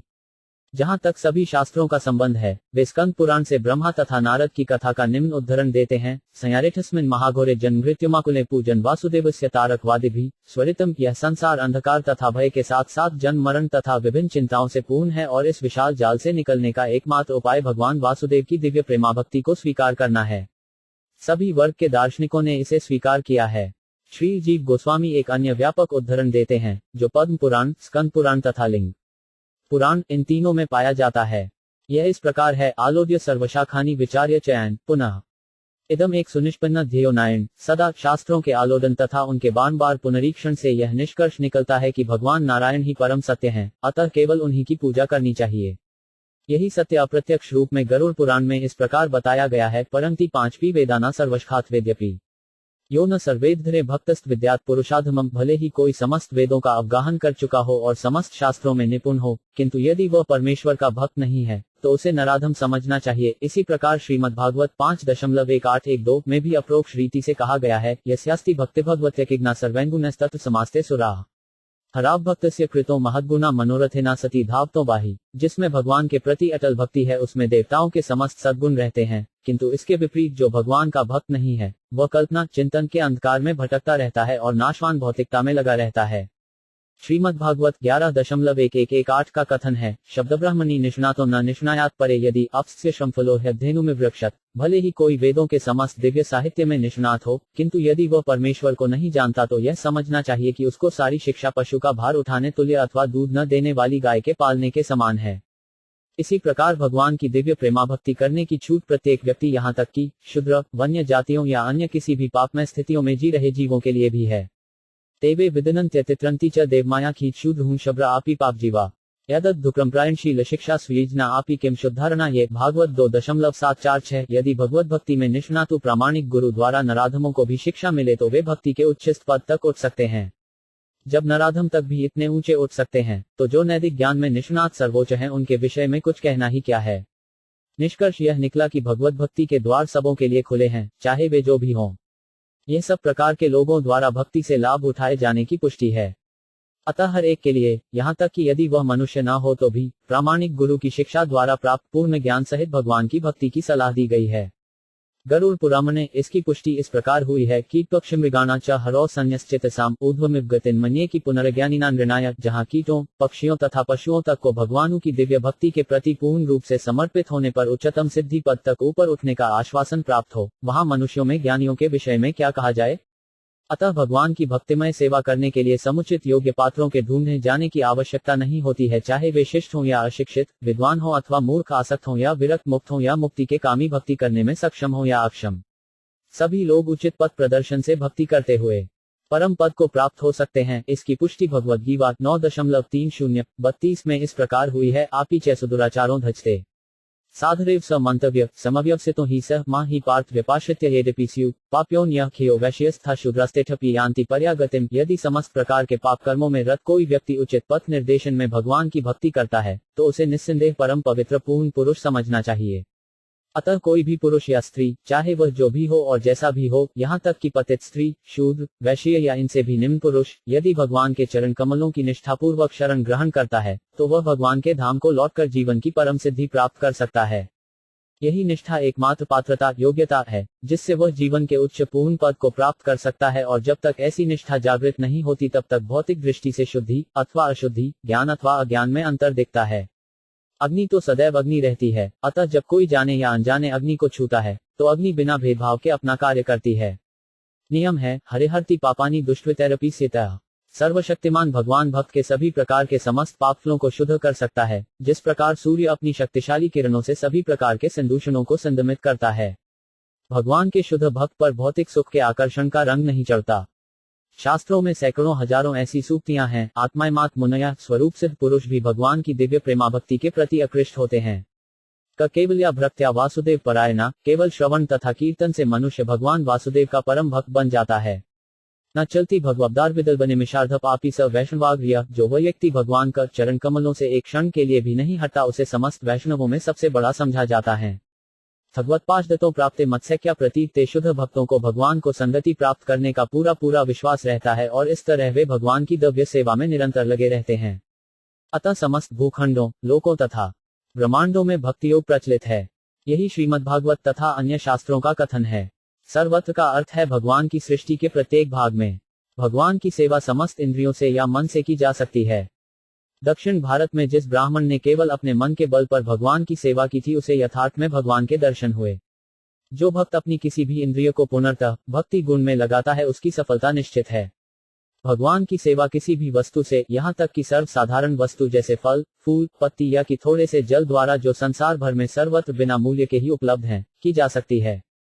भगवान ब्रह्मांड भर के जीवों द्वारा इसी प्रकार सेवित हैं। केवल श्रवण, कीर्तन या उनकी लीलाओं के पठन से, पूजन से या उन्हें मानने से ही उनकी सेवा हो जाती है। भगवद्गीता में कहा गया है कि मनुष्य स्वकीय कर्मों के फल अर्पण करने से भी भगवान की सेवा कर सकता है, इससे कोई अंतर नहीं पड़ता कि वह करता क्या है। सामान्य रूप से लोग कह सकते हैं कि वे जो भी करते हैं वह ईश्वर की प्रेरणा से करते हैं, किंतु यही सब कुछ नहीं है।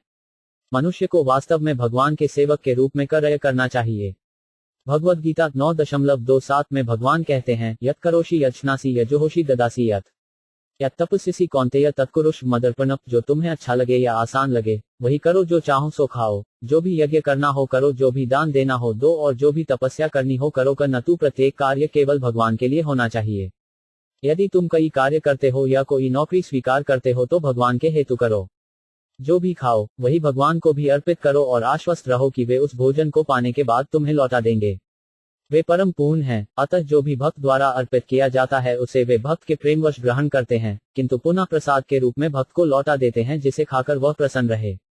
दूसरे शब्दों में, ईश्वर के सेवक बनो और उसी भाव में शांतिपूर्वक रहकर अंत में भगवान के धाम को प्राप्त करो। स्कंद पुराण में कहा गया है,